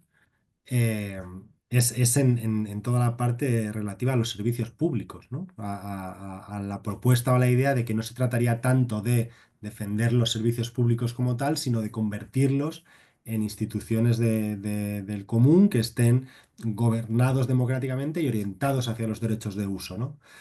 Eh, Claro, ahí hay, bueno, diferentes maneras de concebirlos y de plantearlos, pero en las discusiones que ellos plantean, tanto de Duguid como de Jean Jaurès,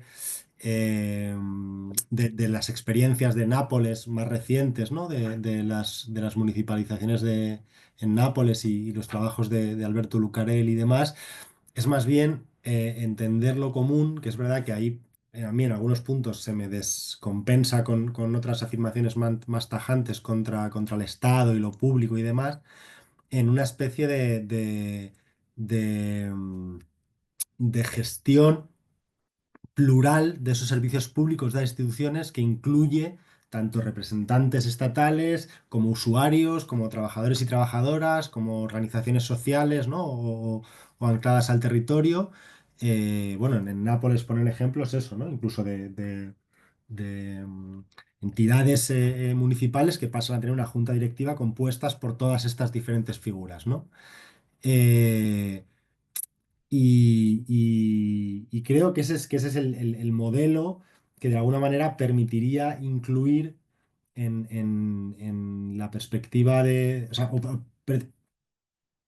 podría aunar la perspectiva de lo común, que yo creo que pone un énfasis que para mí sí es importante en la participación y en la participación política y en no entender la ciudadanía como una receptora de servicios, sino como parte de un compromiso político en esa construcción de la democracia a partir de las prácticas colectivas y la parte de la institucionalidad.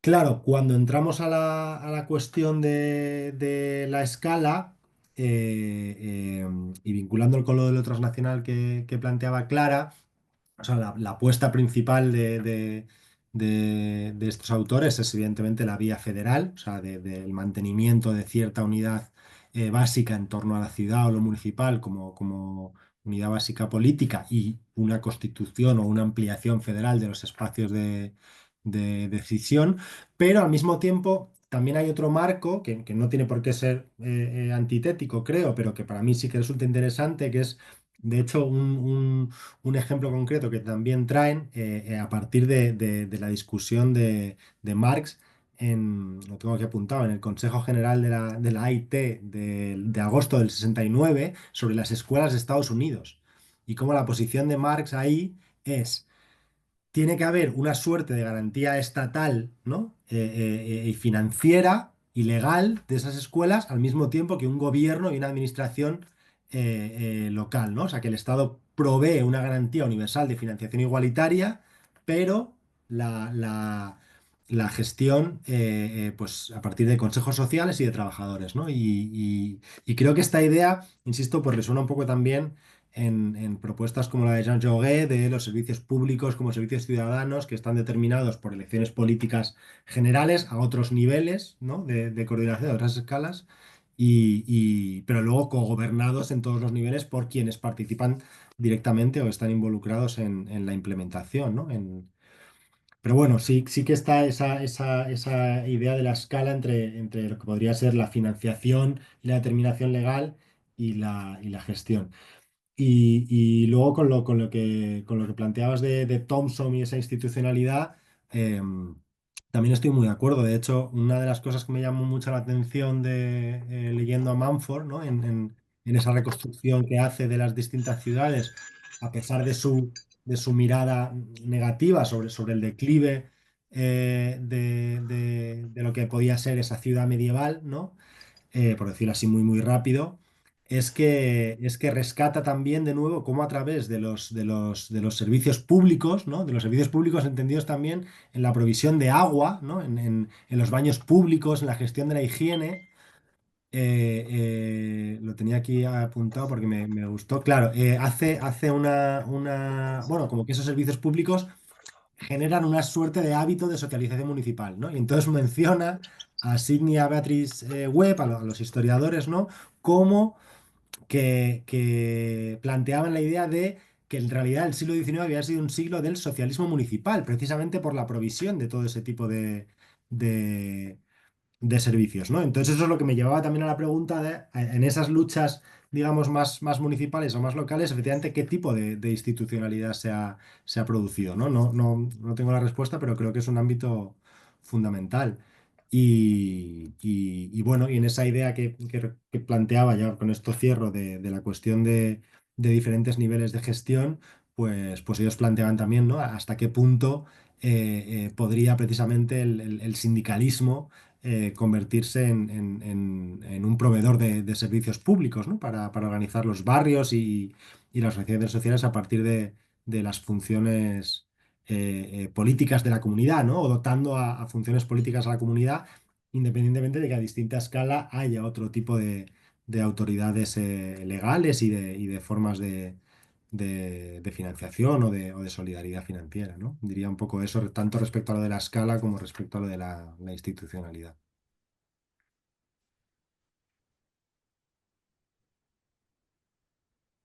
Gracias. Muchas gracias. Fabián, por favor.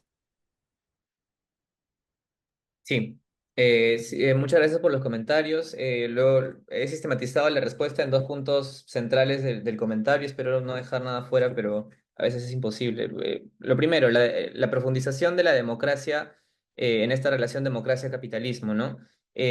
Uno de las cosas que quedaron fuera de la exposición es justamente los más hallazgos de la investigación del cooperativismo agrario en el Perú y muestra justamente que hay una tendencia que hasta que encuentre un concepto mejor eh, lo he fraseado como una actitud centrífuga del cooperativismo hacia su sociedad. Entonces, recopilando entrevistas a comuneros, a campesinos que han formado o forman parte de cooperativas, mencionan que han llevado la relación la relación de la cooperativa con su sociedad a otro nivel, de otro nivel que suple a veces incluso las falencias del Estado mismo, ¿no? Entonces hay comuneros que dicen que también querían construir comunidad y que, por ejemplo, habían electrificado todo el pueblo sin préstamos ni donaciones externas, ¿no? Luego de otra cooperativa también mencionaban que se habían esforzado en hacer carreteras, en proveer algunos tractores a personas que no eran parte de la cooperativa, ¿no? Y sí, digamos que uno de las cosas que podríamos decir de las cooperativas es que tienen esta tendencia a llevar más allá sus capacidades o querer llevar más allá sus capacidades y los resultados de estas a la sociedad en general, ¿no? Y otra cosa es que también amplía los márgenes de lucha que en un principio tenían los campesinos. Entonces, una vez más estabilizados, con más capacidades, podían negociar todavía en otros términos ya con los intermediarios o de plano ya evitarlos, ¿no? Del todo y ampliar sus luchas. Ya no solo era la cuestión de la tierra, ya no solo era la cuestión de mantener justamente un precio justo, sino ya era una cuestión de luchamos por el agua en general para que se irrigue toda la zona, etcétera. Entonces hay una ampliación misma una vez que se establece la cooperativa, los casos exitosos, de siempre buscar llevar estos beneficios a la comunidad en general, ¿no? Habría que ver más, sistematizar esta pista que uno va siguiendo una vez que entiende estas entrevistas o una vez que las lee y los resultados de esta participación, ¿no? Y respecto a la plataforma de cooperativas, a la economía de plataformas, ¿no? Y las cooperativas, justamente ahí el reto es que previamente a la aparición de cooperativas había una comunidad. Digamos, en el Perú cuando aparecen las cooperativas agrícolas vienen de sindicatos y vienen de un periodo de tomas de tierras bastante álgido, bastante revolucionario, ¿no? Hasta Eric Hobsbawm ha escrito al respecto. Y sí, era una época de tomas de tierras y más adelante de guerrillas. Entonces, hay una formación de una cultura, de una comunidad que pareciera, ¿no?, anteceder a la formación de una cooperativa, ya que la cooperativa es un bicho raro porque es una respuesta a una crisis colectiva, más allá que la informalidad muchas veces termina siendo el negocio familiar de una persona, ¿no? O de una familia, mejor dicho.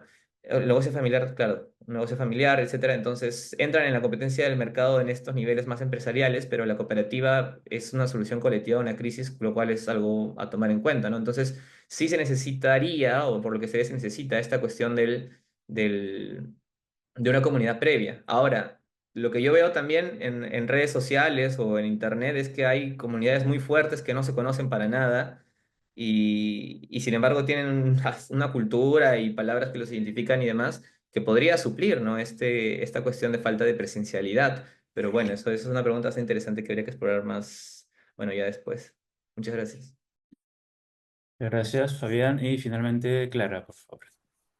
Bien, voy a ser ultra sintética, no voy a responder evidentemente con la suficiente profusión que debiera a las preguntas de Pablo, pero bueno, ya seguiremos comentando estas cuestiones. Solamente voy a decir tres apuntes, tres cuestiones.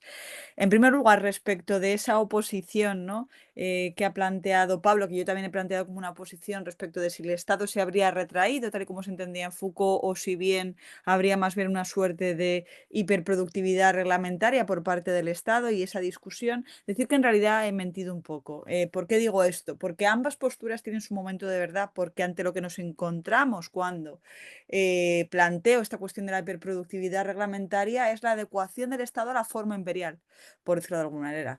¿Y la forma imperial de qué? Bueno, pues ese proyecto de imperio que podríamos decir, podríamos cifrar en ese intento por conseguir que las relaciones comerciales globales sustituyan y nutran a la eticidad política propia. Es un proyecto que podemos considerar que se encuentra materializado de cierta manera en ciertos aspectos del proyecto ilustrado. Estoy pensando, por ejemplo, en los principios para la comunidad, o sea, como los principios para una idea de la historia universal en clave cosmopolita de Kant, ¿no?, que él plantea precisamente como las relaciones comerciales pueden dar lugar a una disolución de las guerras entre estados, ¿vale? Entonces podemos decir que ese proyecto, esto desde luego interpretando a Kant, ¿no?, pero podemos decir que ese proyecto que podríamos considerar propio de la Ilustración habría fracasado, ¿no?, precisamente porque vemos que hay una imposibilidad de adecuación de los organismos estatales a esa forma imperial. Ya hemos visto, lo hemos visto en la Unión Europea desde el 2008, por ejemplo, pero podríamos dar otros ejemplos. Yo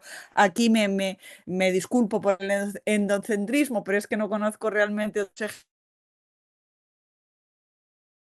ejemplos, ¿no?, pero que es un proyecto que hemos visto generado aquí en Europa a partir de 2008 particularmente. Entonces, en primer lugar, eso, ¿no?, respecto a eso, ¿no?, esas tensiones, esa dificultad de dirimir si el Estado se retira o el Estado produce, es porque lo que estamos viendo es una adecuación del Estado a esa forma imperial que podemos considerar capitalista global, ¿no?, todo lo cual genera una necesaria productividad reglamentaria, al mismo tiempo el retiro del Estado respecto de su mandato, y aquí voy a la segunda cuestión que quería comentar, de su mandato constitucional. Efectivamente, estoy contigo, Pablo, en que ese momento de la crisis del Estado social es al mismo tiempo una crisis del Estado constitucional. ¿Por qué?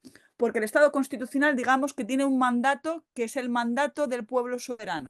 Evidentemente, no es la lógica del pueblo soberano anclado a un territorio la que se dirime en el plano global, sino lo que se dirime en el plano global es única y exclusivamente la protección de los derechos del consumidor, que por cierto, dicho sea de paso, es justamente en la lógica del derecho de consumo donde estamos viendo hoy que se ven verdaderamente protegidos nuestros derechos, ¿no?, en lo que consideramos que está siendo atacado, ¿no? Me explico. Todos consideramos, y de nuevo aquí me disculpo por la visión etnocentrista, todos aquí los europeos nos vemos muy afortunados por tener un sistema muy garantista en términos de regulación de protección de datos por la Unión Europea, lo cual es única y exclusivamente una lógica del derecho de consumo, al mismo tiempo que celebramos ampliamente, bueno, pues las luchas y las batallas, ¿no? No digo que sean las únicas, pero celebramos mucho las luchas y las batallas que vienen dándose por ciertas medidas que en nuestro caso por el Ministerio de Consumo español. ¿Esto por qué es?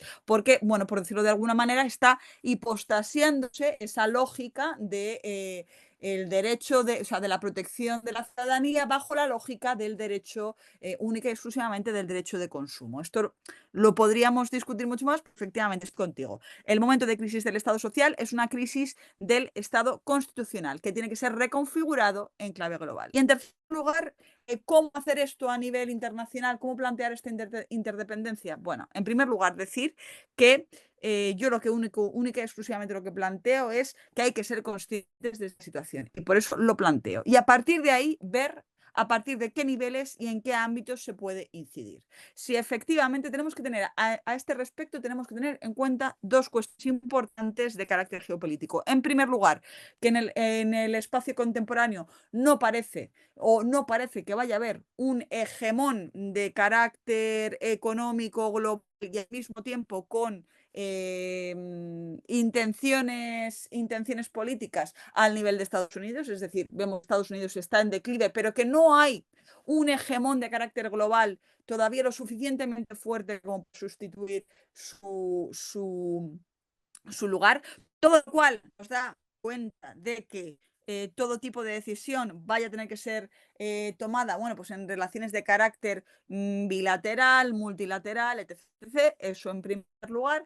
Y en segundo lugar, que tendremos capacidades según los diferentes niveles en los que estemos actuando. Efectivamente, tal vez a nivel comercial, en el caso de la Unión Europea, en el caso de América Latina, con otros países latinoamericanos, no, sea interesante actuar conjuntamente, pero a lo mejor en el ámbito de ciertas protecciones de los derechos convenga tener en cuenta una protección de los derechos que tenga en cuenta el arraigo territorial, ¿no? Esto es, por ejemplo, a lo mejor, y ya con eso termino, en lógicas comerciales, como digo, insisto, conviene a lo mejor plantear mecanismos de fiscalización de carácter a nivel europeo, pero en términos de protección, por ejemplo, del derecho a la vivienda, es evidente que, bueno, pues eso tendrá que estar territorialmente mediado y que, por tanto, no será necesario implementar diferentes niveles. Sé que no he contestado, pero bueno, es que no quería tampoco coger más tiempo y ya seguiremos comentando todo, así que nada. Muchas gracias, Clara, y a todos por su participación. Con esto damos por concluido